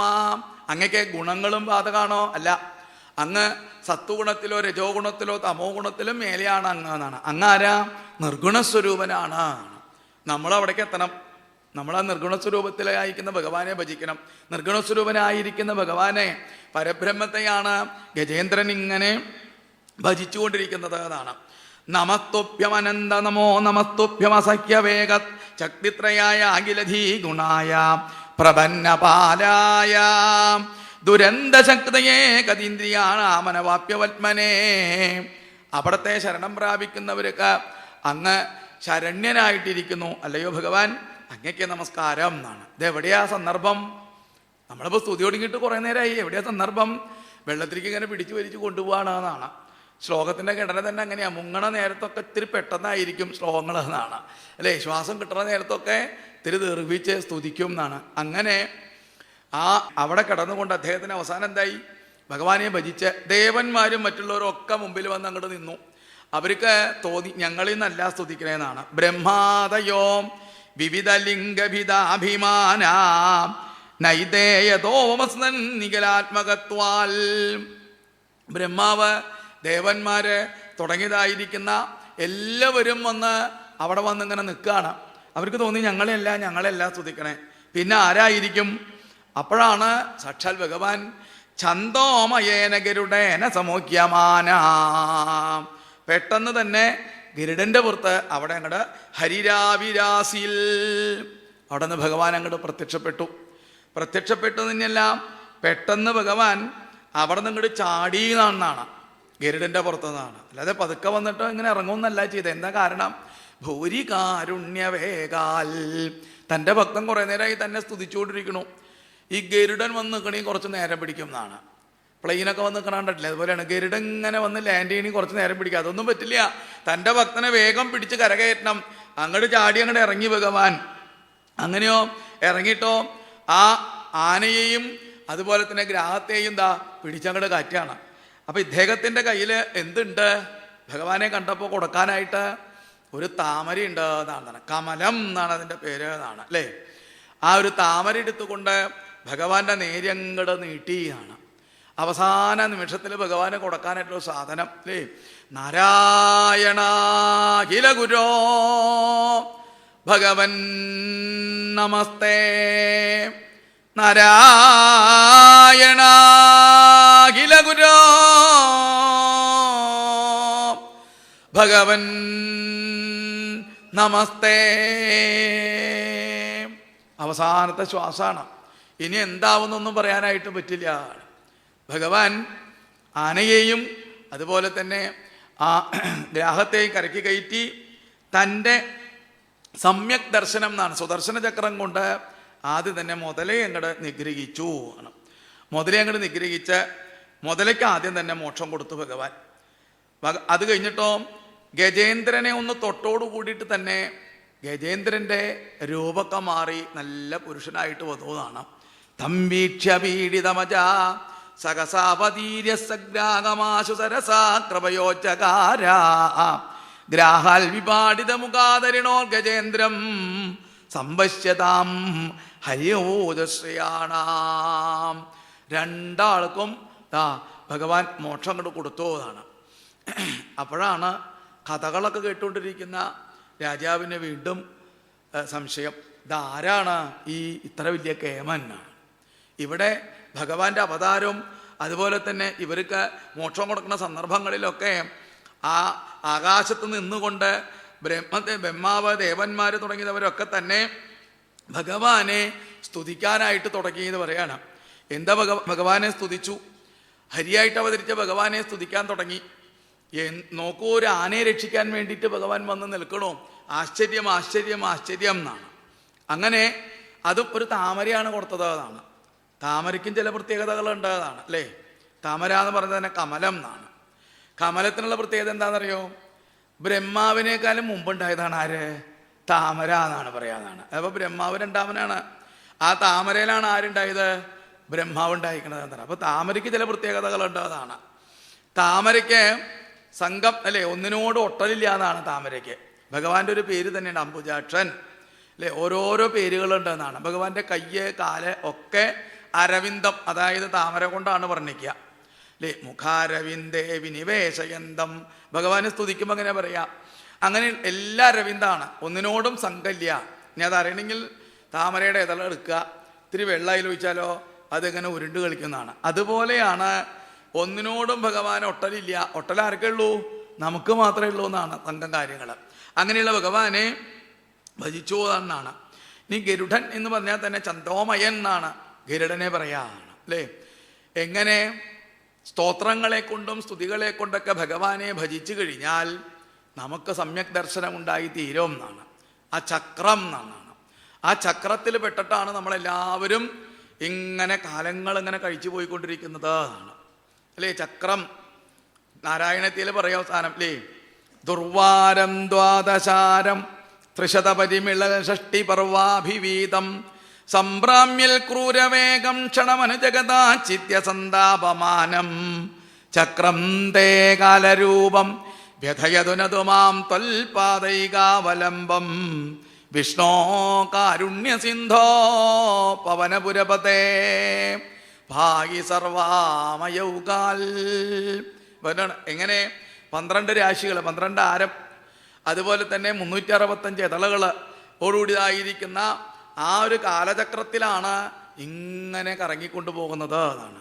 ഓരോ സമയങ്ങളും നോക്കി നോക്കൂ, മിനിറ്റുകൾ മാറി ഇങ്ങനെ വരണോ, അത് അല്ലെ സെക്കൻഡ് മാറി മിനിറ്റ് ആവണോ, മിനിറ്റ് പിന്നെ എന്തായി മണിക്കൂറുകളാകണോ, മണിക്കൂറുകൾ പിന്നെ ഓരോ ദിവസങ്ങളായിട്ട് തീരണു, ദിവസങ്ങളൊക്കെ ആഴ്ചകളായിട്ട് തീരണു. ആഴ്ചകൾ ഏതൊക്കെയാണ്? ഞായർ തിങ്കൾ ചൊവ്വ ബുധൻ ആണ്. അതുപോലെ തന്നെ ആഴ്ചകളോ പക്ഷങ്ങളായിട്ട് തീരണു, പക്ഷം പിന്നെ മാസമായിട്ട് തീരണു, മാസം പിന്നെ ഋതുക്കളായിട്ട് തീരണു. ഇങ്ങനെ പോയി പോയി പോയി ദാ ശതായു പുരുഷ അല്ലേ, 100 വർഷം ആകുമ്പോഴേക്കും മനുഷ്യൻ്റെ കഥ കഴിയും.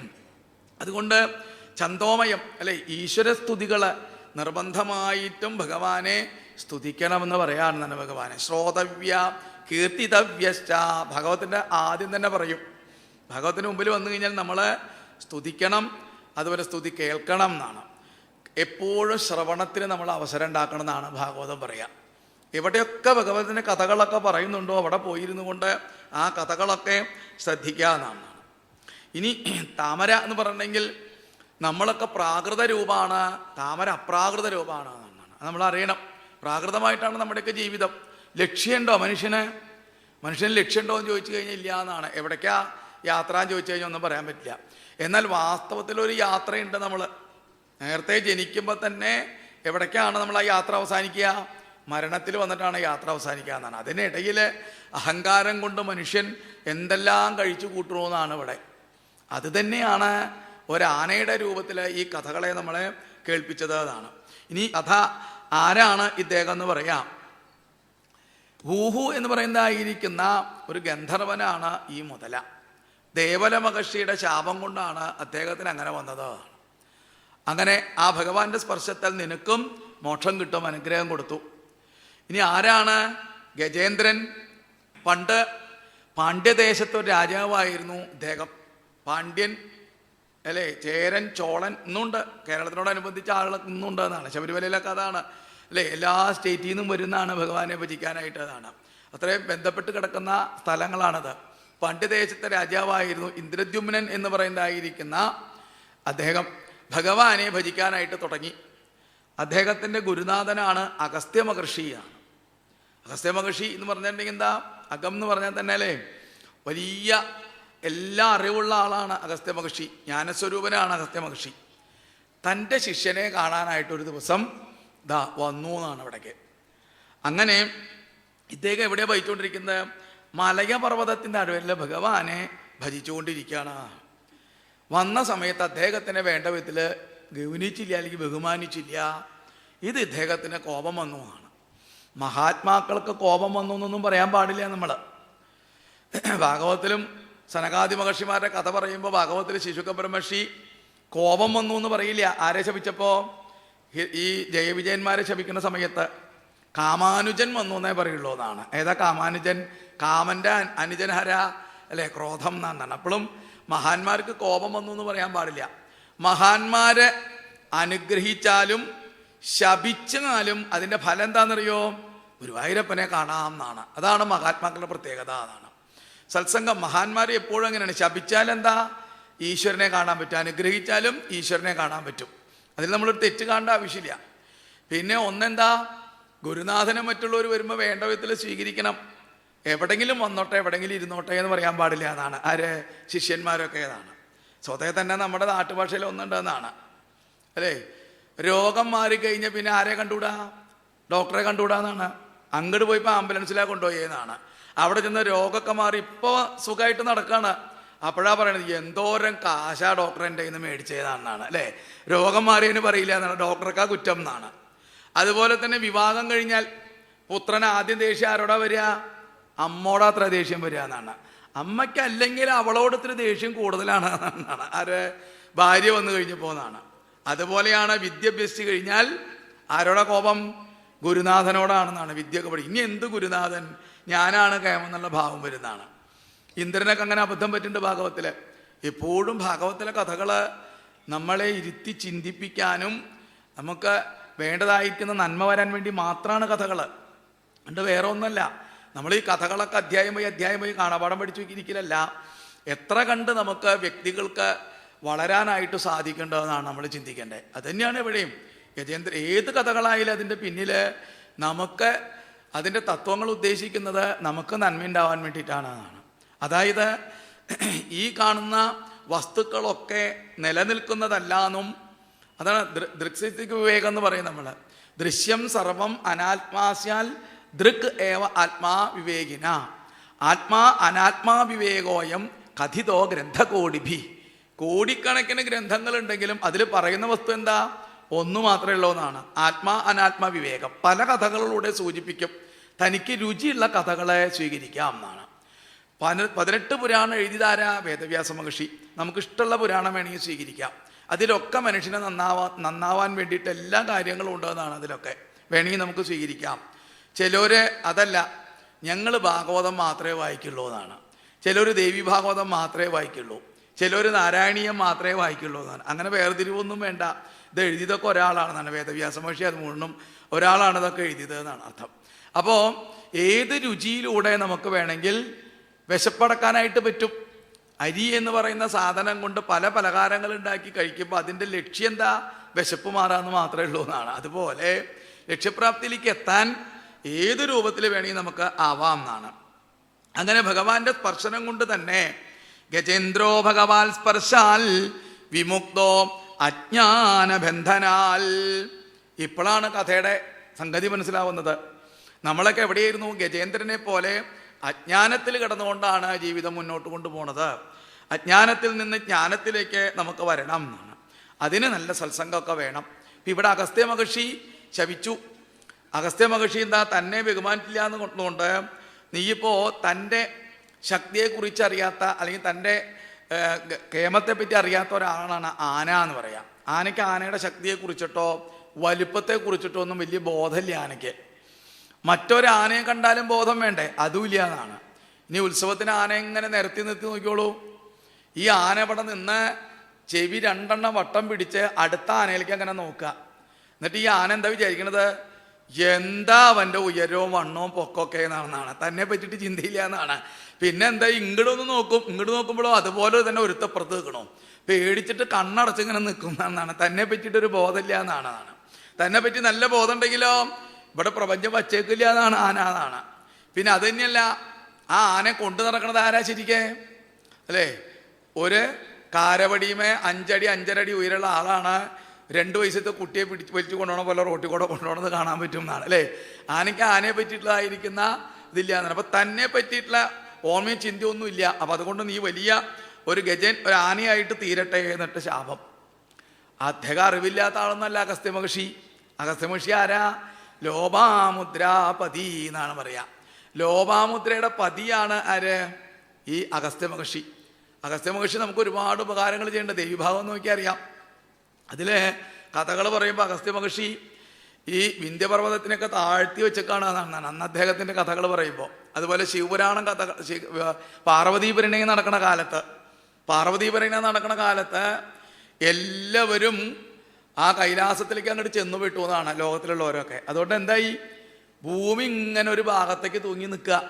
അത് കണ്ടപ്പോൾ മഹാദേവൻ വേഗം ഒരാളെ വിളിച്ചു എന്നാണ്. എത്രയോ കേമന്മാരുണ്ടായിരുന്നു, അഗസ്ത്യ മഹർഷി മാത്രം വിളിച്ചു എന്നാണ്. അഗസ്ത്യ മഹർഷി എന്തോരണ്ട് ഉയരം? 2.5 അടി ഉയരേ ഉള്ളൂ എന്നാണ്. അധികം ഉയരമൊന്നുമില്ല. ആ അഗസ്ത്യ മഹർഷിയെ വിളിച്ചിട്ട് പറഞ്ഞു, അങ്ങ് ഈ ഭൂമി ഒന്ന് നേരെയാക്കി നിർത്തണം കേട്ടോ എന്നാണ്. അതിന് അങ്ങ് എങ്ങോട്ട് പോകണം? ഇത് വടക്കോട്ട് എല്ലാവരും വന്ന് പെട്ടത്, അങ്ങ് തെക്കോട്ട് പോകോളൂ കേട്ടോ എന്നാണ്. അങ്ങനെ അദ്ദേഹം വന്ന് എവിടെ വന്നിരുന്നു? തിരുവനന്തപുരത്ത് എത്തിയെന്നാണ് അദ്ദേഹം.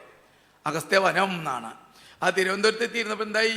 ശരിയായി എന്നാണ് സ്ഥലമൊക്കെ, തൂക്കൊക്കെ ശരിയായി എന്നാണ് അവിടെ ഏതാണ്. അപ്പം അത്ര നിസ്സാരക്കാരനൊന്നല്ല അഗസ്ത്യ മഹർഷി. അദ്ദേഹത്തിൻ്റെ മഹാത്മ്യം പറയേണ്ടതാണ്. അത് വാതാപി ഇല്വലം അല്ലെ, ഇവരെയൊക്കെ നിഗ്രഹിച്ചതാണെന്നാണ് ജ്യേഷ്ഠാനുജന്മാരെന്നാണ് കഥകളൊക്കെ പറയും. അപ്പോൾ അഗസ്ത്യ മഹർഷിയാണ് ഗുരുനാഥൻ. കേമനാണ് അഗസ്ത്യ മഹർഷി. ദേവി ഉപാസകനാണ് ആര്? അഗസ്ത്യ മഹർഷി. അങ്ങനെയുള്ള അഗസ്ത്യ മഹർഷിയാണ് ശപിച്ചത്. ആ ഇന്ദ്രദ്യുമ്നനിതാ ഇപ്പോൾ മോക്ഷപ്രാപ്തിയിലേക്ക് എത്താനായിട്ട് സാധിച്ചു ആണ്. അപ്പോൾ ചുരുക്കം ഗാർഹസ്ഥ്യലീലയിൽ നടന്നുകൊണ്ട് എൻ്റെ, നിൻ്റെ, എനിക്ക്, ഞാൻ എന്നുള്ള ഭാവത്തിൽ സാധാരണ ഒരു മനുഷ്യൻ ജീവിതം കൊണ്ടു നടക്കണമെന്നാണ്. അതിൽ നിന്ന് കുറച്ച് കഴിഞ്ഞാൽ നമുക്ക് ജ്ഞാനം, ഭക്തി, വൈരാഗ്യം അത് കിട്ടാൻ ഭാഗവത്തിൻ്റെ അടുത്തേക്ക് പ്രവേശിക്കാതാണ്. കഥകളൊക്കെ എല്ലാവരും കേട്ട് കാണാപാഠം ഉള്ളതാണെന്നാണ്. എന്താ സന്ദേശം നമുക്ക്? അല്ലേ? ഭക്തി, ജ്ഞാനം, വൈരാഗ്യം ഉണ്ടായിത്തീരണം. ഭാഗവത്തിൻ്റെ മഹാത്മ്യം തന്നെ തുടങ്ങുമ്പോൾ അല്ലേ, ജ്ഞാനവൈരാഗ്യങ്ങൾ ഉറങ്ങിക്കിടക്കണമെന്നാണ്. ഇപ്പോഴും ജ്ഞാനവൈരാഗ്യങ്ങൾ ഉറങ്ങിക്കിടക്കുകയാണ്. ജ്ഞാനം വേണ്ട വിധത്തിൽ ഉയർന്നു വരണില്ല എന്നാണ്. ഒട്ടുമുക്കാൽ ജീവന്മാർ ഏതിലായിരിക്കും? കർമ്മഠന്മാരായിട്ടായിരിക്കും പ്രവർത്തിക്കേണ്ടാവുക എന്നാണ്. കർമ്മങ്ങളുടെ താല്പര്യം എന്താണെന്നൊന്നും ആരും ചിന്തിക്കാറില്ല. ഈ കർമ്മം സൽക്കർമ്മമാണോ ദുഷ്കർമ്മമാണോ എന്നൊന്നും ചിന്തിക്കില്ല എന്നാണ്. അതുകൊണ്ട് കർമ്മത്തിൻ്റെ ഫലങ്ങളൊക്കെ അനുഭവിക്കേണ്ടതായിട്ട് വരും മനുഷ്യൻ. സൽക്കർമ്മമാണ് എന്ന് പറഞ്ഞ് ചെയ്യുന്ന കാര്യങ്ങളൊക്കെ ചിലപ്പോൾ ദുഷ്കർമ്മങ്ങളായിട്ട് വരും എന്നാണ്. അങ്ങനൊരു പ്രത്യേകതയുണ്ട് സൽക്കർമ്മങ്ങളും ദുഷ്കർമ്മങ്ങളും. ദുഷ്കർമ്മങ്ങൾ ഇപ്പോൾ സൽക്കർമ്മമാണെന്ന് വിചാരിക്കുക, വെള്ളം കൊടുക്കൽ ഒരാൾക്ക് സൽക്കർമ്മമാണെന്നാണ് എന്ന് വിചാരിച്ചിട്ട് ഓപ്പറേഷൻ കഴിഞ്ഞ ഒരാൾ കിടക്കുകയാണ്. ആള് കണ്ണ് തുറന്നപ്പോൾ ഡോക്ടർ പറഞ്ഞിട്ട് 6 മണിക്കൂർ നേരത്തേക്ക് വെള്ളം കൊടുക്കരുതെന്നാണ് പറഞ്ഞേക്കണേതാണ്. കണ്ണ് തുറന്ന വെച്ചാൽ ആള് ചോദിക്കണു വെള്ളം വെള്ളം എന്നാണ്. അപ്പോൾ കൂടെ നിൽക്കുന്ന ആള് വെള്ളം കൊടുക്കല് നല്ലതാണ്, വൈശാഖകാലാണ്, ഒരു ഗ്ലാസ് വെള്ളം കൊടുക്കാന്നൊക്കെ വിചാരിച്ചാൽ എന്തായി തീരും? ബുദ്ധിമുട്ടായി തീർന്നു. അപ്പൊ സൽക്കർമ്മം എന്ന് പറഞ്ഞാൽ ചില സമയത്ത് എന്തായി തീരും? ദുഷ്കർമ്മമായിട്ട് തീരും എന്നാണ്. ഇനി വേണ്ട, വയസ്സായിട്ട് അച്ഛനും അമ്മയും വീട്ടിലുണ്ട് നിൽക്കുക, അൽഷിമേസത്തെ തുടങ്ങിയിട്ടുണ്ട്, സന്ധ്യ നേരത്താണ് അവർക്ക് ഉറക്കം വരണേന്ന് വിചാരിക്കുക.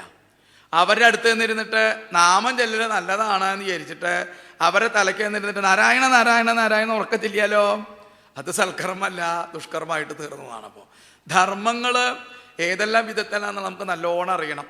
ഇന്നിപ്പോൾ അതിനെപ്പറ്റി അറിയാത്ത കൊണ്ടാണ് ഈ ഭൂകമ്പങ്ങളും പ്രളയങ്ങളൊക്കെ ഉണ്ടായിക്കൊണ്ടിരിക്കുന്നത്. സദാചാരമേത്, അനാചാരമേത്, സംസ്കാരമേത്, ഈ തിരിച്ചറിവൊന്നും ഇല്ലാണ്ടായി എന്നാണ്. കാരണം വെറും മൃഗങ്ങളെ പോലെ ലൗകിക ദൃഷ്ടിയാ മാത്രം മനുഷ്യൻ ജീവിക്കുകയാണെന്നാണ്. അതുകൊണ്ട് എന്തായി തീർന്നു? വലിയ ദുഃഖങ്ങളാണ് അനുഭവിച്ചുകൊണ്ടിരിക്കാൻ ഈ സമൂഹത്തിൽ.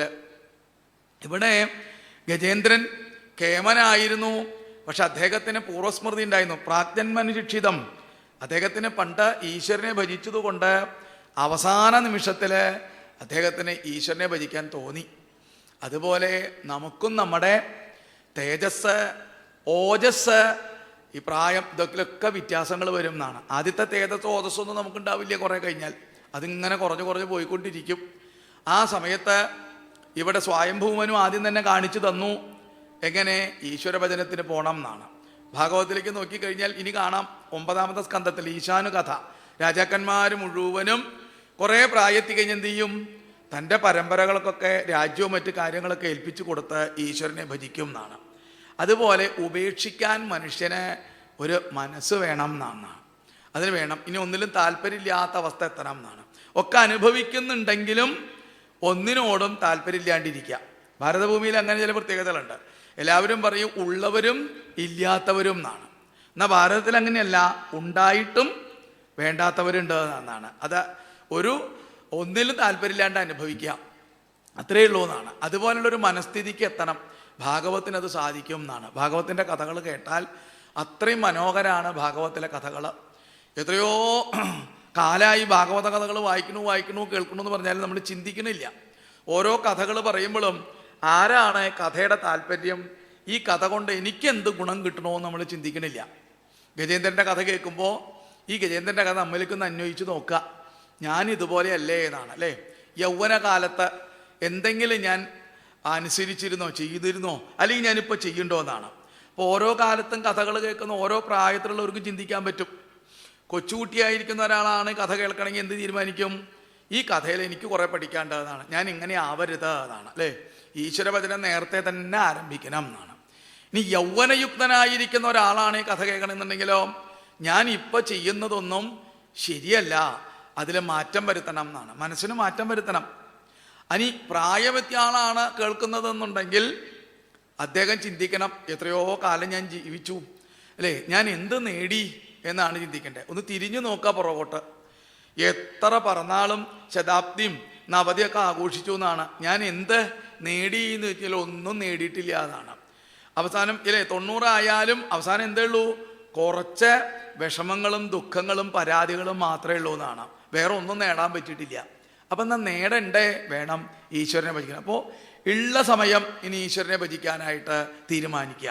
അങ്ങനെ 3 കാലഘട്ടങ്ങളിലും, ഏത് ബാല്യത്തിലായാലും കൗമാരത്തിലായാലും യൗവനത്തിലായാലും വാർദ്ധക്യത്തിലായാലും ഭഗവാനെ ഭജിക്കുക. ഭജനം ഒരേപോലെ തന്നെയാണ്, ഭഗവാനെ ഭജിക്കുക. അതും കൂടെ നമുക്ക് ഉപദേശം തരേണ്ടതെന്നാണ്. അതുപോലെ ഇവിടെ ഈ കഥകൾക്ക് ഭഗവാൻ നേരിട്ട് പറയണ കഥയാണ്. അതിൻ്റെ ഫലശ്രുതി കൊടുക്കേണ്ടതാണ് ഭഗവാൻ എന്ന് ഇവിടെ ഭഗവാൻ നേരിട്ട് പറയാം. ഏമാം ത്വാം ച സരശ്ചേദം ഗിരികന്ദരകാനനം വേത്രകീചകവേണൂനാം ഗുൽമാനി സുരപാദപാൻ.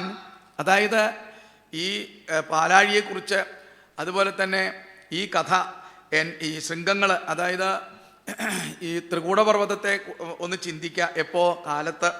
അതുപോലെ തന്നെ എൻ്റെ ആയുധങ്ങൾ, അതുപോലെ തന്നെ ശ്രീവത്സം, കൗസ്തുഭം, മാല, ഗദ, സുദർശനചക്രം, പാഞ്ചജന്യം, ഗരുഡൻ, അതുപോലെ തന്നെ അനന്തസ്വാമി ശേഷൻ, അതുപോലെ എൻ്റെ ശ്രിയം ദേവിയും മതാശ്രയാം, ആ ശ്രേവിയുണ്ട് ലക്ഷ്മി ദേവി, ആ ലക്ഷ്മി ദേവിയെ, ബ്രഹ്മാവിനെ, നാരദ ഋഷിയെ, സാക്ഷാൽ മഹാദേവനെ, എൻ്റെ ഭക്തനായിരിക്കുന്ന പ്രഹ്ലാദനെ, പിന്നെ ദശാവതാരങ്ങൾ, മത്സ്യകൂർമ്മവരാകാദി ഈ ദശാവതാരങ്ങൾ, ഇതൊക്കെ ഒരു കാലത്ത് നമ്മുടെ വീടുകളിലൊക്കെ ഭജിച്ചിരുന്നതാണ്. സന്ധ്യനേരത്ത് നിലവിളക്ക് കൊളുത്തി അതിൻ്റെ മുമ്പിൽ ഇരുന്നു കൊണ്ട് കുട്ടികളെയൊക്കെ പഠിപ്പിച്ചു കൊണ്ടുവരുന്ന ഒന്നാണെന്നാണ് ആദ്യം തന്നെ. ഏതൊക്കെ വേണം ആദ്യം അല്ലേ? നക്ഷത്രങ്ങളൊക്കെ അവരെ കൊണ്ട് ഇരിക്കുന്നതാണ്. അശ്വതി, ഭരണി, കാർത്തിക, രോഹിണി, മകീരം, തിരുവാതിര നക്ഷത്രദോഷങ്ങളൊക്കെ മാറി കിട്ടും എന്നാണ്. പിന്നെന്താ? തിഥി അല്ലേ? പ്രഥമ, ദ്വിതീയ, തൃതീയ, അങ്ങനെ പക്കങ്ങൾ ആ തിഥിയൊക്കെ ചൊല്ലിപ്പിക്കും. പിന്നെ ഗ്രഹങ്ങൾ, ആദിത്യൻ, ചന്ദ്രൻ, ചൊവ്വ, അങ്ങനെയുള്ള നവഗ്രഹങ്ങളുടെ പേരുകൾ ചൊല്ലിക്കും. അത് കഴിഞ്ഞിട്ടോ അക്ഷരങ്ങൾ എന്നാണ്. ആ ആ ആ ഈ ഈ ഇങ്ങനെയുള്ള അക്ഷരങ്ങൾ, ഇതൊക്കെ ഈശ്വരവചനാണെന്നാണ് ഇതൊക്കെ. അത് കഴിഞ്ഞാലോ ഭഗവാന്റെ അവതാരങ്ങൾ, മത്സ്യം കൂർമ്മവരാകാച്ച, അങ്ങനെ തുടങ്ങിയതായിരിക്കുന്ന ആ രാമോ രാമശ്ച, ഇങ്ങനെ തുടങ്ങിയിട്ട് 10 അവതാരങ്ങൾ. നരസിംഹം, മത്സ്യം, കൂർമ്മം, വരാകം, നരസിംഹം, വാമനൻ, രാമൻ, രാമോ രാമച്ച, കൃഷ്ണ, കൽക്കി, ഇങ്ങനെ തുടങ്ങിയിട്ട് 10 അവതാരങ്ങൾ. ഇതൊക്കെ ഇവിടെ പറയണം. മത്സ്യകൂർമ്മവരാകാദ്യൈ അവതാരൈ കൃതാനിമേ കർമാണ്യനന്ത പുണ്യാനി സൂര്യം സോമം ഹുദാശനം. ഇനി അതുപോലെ തന്നെ പ്രണവം, ഓങ്കാരമൊക്കെ ജപിക്കാം, ഒന്നും കുഴപ്പമില്ലാതാണ്. ആ സത്യമായിരിക്കുന്ന ഭഗവാനെ ജപിക്കുക, ധർമ്മത്തിലൂടെ ജീവിക്കുക. ഇങ്ങനെ തുടങ്ങിയിട്ട് കശ്യപൻ, സോമൻ, ഗംഗ, സരസ്വതി, നന്ദ, കാളിന്തി, ഇങ്ങനെ തുടങ്ങിയിട്ട് പുണ്യനദികൾ, ഇതൊക്കെ രാവിലെ എഴുന്നേറ്റ് സ്മരിച്ചു കഴിഞ്ഞാൽ അവർക്ക് എന്തുണ്ടാവും? വിമലാംശ്രിയം എന്നാണ്. എല്ലാവിധ ഐശ്വര്യങ്ങളും മോക്ഷപ്രാപ്തിയിലേക്ക് വരെ എത്താനുള്ള വഴികൾ ആണ് എന്ന് ഭഗവാൻ നേരിട്ട് ഉപദേശിച്ചു കൊടുക്കുകയാണ്. മറ്റ് ഈ കഥകളൊക്കെ അതാണ് ഗജേന്ദ്രമോക്ഷത്തിൻ്റെ പ്രത്യേകത. അതിൻ്റെ ഫലശ്രുതിയും കൂടെ പറയുകയാണെന്നാണ്. ശരിക്കെ ഭഗവാൻ ഈ ഫലശ്രുതി പറയുന്നതിന് താല്പര്യം എന്താ അല്ലേ? ഭാഗവത്തിൽ ഇങ്ങനെ ഫലശ്രുതി തുടങ്ങും. എന്തിനാന്ന് ചോദിച്ചാൽ അങ്ങനെങ്കിലും ഫലം കിട്ടുമല്ലോ എന്ന് വിചാരിച്ചെങ്കിലും ഈശ്വരനെ ഭജിക്കലോ എന്നാണ് അല്ലേ? ഇപ്പം അമ്പലത്തിലൊക്കെ ചില വഴിപാടുകൾ ചെയ്തിട്ടുണ്ടെങ്കിൽ ഇന്ന ഗുണങ്ങളുണ്ട് എന്നൊക്കെ പറഞ്ഞു ചെയ്യുന്നത് ഇതിനു വേണ്ടിയിട്ടാ. ഈ വഴിപാടുകളും കാര്യങ്ങളൊക്കെ ചെയ്താൽ സാമൂഹികമായിട്ട് ഒരുപാട് കാര്യങ്ങളുണ്ട്, അതിനും കൂടെ ഉപകരിക്കും എന്നാണ് അതൊക്കെ. ഇപ്പം ക്ഷേത്രത്തിൽ ഇപ്പോൾ സത്രം നടത്തണമെന്നുണ്ടെങ്കിൽ തന്നെ നല്ല ഭക്തജനങ്ങളുടെ, ഗൃഹസ്ഥാശ്രമികൾ പോലെയുള്ളവരുടെയൊക്കെ ഉദാരമായിരിക്കുന്ന മനസ്സ്, സംഭാവന എന്നാണ് അല്ലേ? മനസ്സിൻ്റെ ഭാവന എന്നാണ്, അതാണ് സംഭാവന. അതാണ് ഇവിടെ ഈ വലിയ ഈ മണ്ഡപമായിട്ടും അതുപോലെ ഈ വലിയ കാര്യങ്ങളായിട്ട് നടന്നുകൊണ്ടിരിക്കുന്നതാണ്. അപ്പോൾ ധർമ്മത്തെ മനുഷ്യൻ ഇങ്ങനെയൊക്കെ പറഞ്ഞ് ധർമ്മം പ്രചരിപ്പിച്ചും ധർമ്മം ചെയ്യിപ്പിക്കും എന്നാണ്. അതാണ് ഇതിൻ്റെ ഒരു പ്രത്യേകത. ധർമ്മം ചെയ്യണം എന്നാണ്. ധർമ്മം പറയാനുള്ളതല്ല, ധർമ്മം ആചരിച്ച് കാണിച്ചു കൊടുക്കാനുള്ള. ധർമ്മം പ്രഭാഷണം ചെയ്തിട്ട് കാര്യമില്ല എന്നാണ്. ധർമ്മം ആചരിച്ച് കാണിച്ചു കൊടുക്കാനുള്ളതാണ്. തേഷാം പ്രാണാത്യയേ ചാകം ദദാമി വിമലാമതിം. ശരീരം വെടിയുന്ന സമയത്ത് ഭഗവാന്റെ ഭാഗത്തിൽ എത്തിച്ചേരാൻ പറ്റും. ആശ്രയിക്കുന്നവർക്ക് ഭഗവാൻ ദാ ഗുണനിധിയായിട്ട് തീരും എന്നൊക്കെ പറഞ്ഞുകൊണ്ട് ഭഗവാൻ എന്തായി? ദാ സാരൂപ്യം മുക്തി കിട്ടിയെന്നാണ്. ആർക്ക്? ഈ ഗജേന്ദ്രന് ഒരുപാട് മുക്തിയുണ്ട്. സാരൂപ്യം, സാമീപ്യം, സാലോക്യം, സായുജ്യം. അതിൽ ഭഗവാന്റെ ആ രൂപം തന്നെയായിട്ട് തീർന്നുകൊണ്ട് ആ ഗരുഡൻ്റെ പുറത്ത് കയറിക്കൊണ്ട് ദാ പോയി എന്നാണ്. എങ്ങനെ? 2 താക്ഷ്യന്മാരിലേറി 2 പേരുമോപ്പം അല്ലലിഞ്ഞി പരസ്പരം സല്ലപിച്ചും കൊണ്ട്. ഭക്തന്മാരാട്ടോ അങ്ങനെ പറയണം. ഭാഗവത്തിൽ 2 ഗരുഡൻ്റെ പുറത്ത് പോയി എന്നൊന്നും പറയണില്ല. പക്ഷേ വാഴക്കൊന്നെന്ന് പറഞ്ഞ ഗുരുനാഥൻ ഭക്തനാണ്. ഭക്തന്മാർ പറഞ്ഞാൽ പിന്നെ അവിടെ ചോദ്യം വേണ്ടതാണ്. എങ്ങനെ? 2 ഗരുഡൻ്റെ പുറത്ത് തന്നെ കയറി പോയിണ്ടാവും. അല്ലെങ്കിൽ ഇങ്ങനെയാണെന്നറിയാം, സല്ലപിച്ചും കൊണ്ട് എന്നാണ് അല്ലേ? സല്ലപിക്കണമെങ്കിൽ ഇങ്ങനെ വേണം. പിന്നിലിരിക്കുന്ന ആളോട് പറഞ്ഞാൽ കേൾക്കില്ല.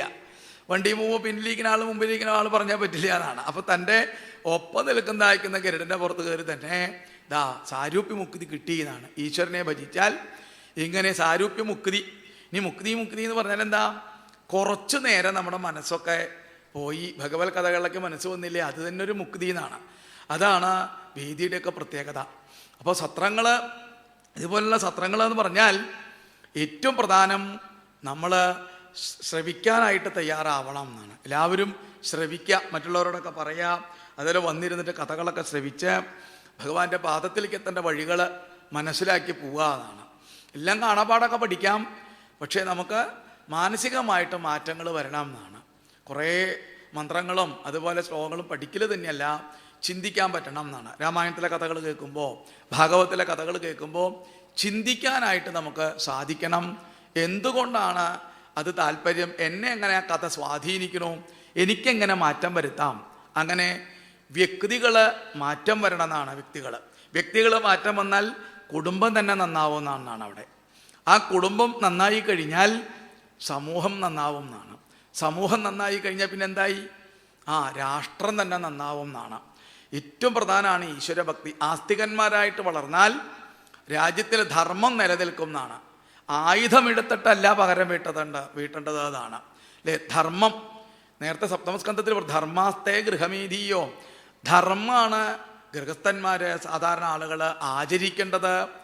അതാണ് മനസ്സിലാക്കേണ്ടത്. ധർമ്മം ആചരിച്ചു കഴിഞ്ഞാൽ ആ ധർമ്മം എന്ന് പറഞ്ഞാൽ ഈശ്വരൻ തന്നെ നമ്മളെ രക്ഷിക്കും. അങ്ങനെ അനവധി കഥകൾ പറഞ്ഞ കൂട്ടത്തിലെ ശിശുക ബ്രഹ്മർഷി ഏകദേശം 125 ശ്ലോകങ്ങളെ കൊണ്ട് 4 അധ്യായങ്ങളായിട്ട് 3 അധ്യായങ്ങളെ കൊണ്ട് ഗജേന്ദ്രമോക്ഷവും 1 അധ്യായങ്ങൾ സ്വയംഭൂവൻ്റെ കഥയായിട്ട് പറഞ്ഞുകൊണ്ട് ചുരുക്കി, ഏതോ ഒരു ജന്മത്തിലെ സുഹൃതം കൊണ്ട് ഈ വേദിയിൽ നിങ്ങളുടെ മുമ്പിൽ വന്നിരുന്നു കൊണ്ട് അല്പനേരം ഒന്നിങ്ങനെ ഒന്ന് സംവദിച്ചു എന്നേ ഉള്ളൂ എന്നാണ്. അല്ലാതെ ഞങ്ങളെ മുഴുവൻ ജ്ഞാനികളാക്കിയെന്നൊന്നും പറയാൻ പറ്റില്ല എന്നാണ് അല്ലേ? ഭഗവാന്റെ കഥകൾ പറയാനായിട്ട് സാധിച്ചു. എൻ്റെയും ജീവിതത്തിലെ ഏറ്റവും വലിയ ഭാഗ്യമാണെന്ന് ഞാൻ കണക്കാക്കണു. 2ാമത്തെ തവണയാണ് ഇപ്പോൾ നമ്മൾ ഇവിടെ വരാനൊരു അവസരം കിട്ടിയത്. അപ്പോൾ നമ്മളെ ഇവിടേക്ക് ക്ഷണിച്ചതായിരിക്കുന്ന ഇതിൻ്റെ ചുക്കാൻ പിടിച്ചടക്കുന്നതായിരിക്കുന്ന പ്രവർത്തകർ, പ്രത്യേകിച്ച് എനിക്ക് കൂടുതലും പരിചയമാണ് വിജയമേനോൻ അവകൾ, അദ്ദേഹം അതുപോലെ തന്നെ ഇത് പ്രവർത്തിക്കുന്ന എല്ലാവർക്കും വിശിഷ്യ സ്വാമിജിയുടെ പാദങ്ങളിൽ നമസ്കരിച്ചുകൊണ്ട് എൻ്റെ ഈ വാക്കുകളൊക്കെ ഭഗവാന്റെ പാദത്തിൽ അർച്ചനാപുഷ്പങ്ങളായിട്ട് സമർപ്പിക്കണു. എല്ലാവർക്കും നമസ്കാരം. ഓം സ്വസ്തി പ്രജാഭ്യം പരിപാലയന്തം ന്യായേണ മാർഗേണ മഹീമഹീശാഃ ഗോബ്രാഹ്മണേഭ്യോ ശുഭമസ്തു നിത്യം ലോകാ സമസ്താഃ സുഖിനോ ഭവന്തു.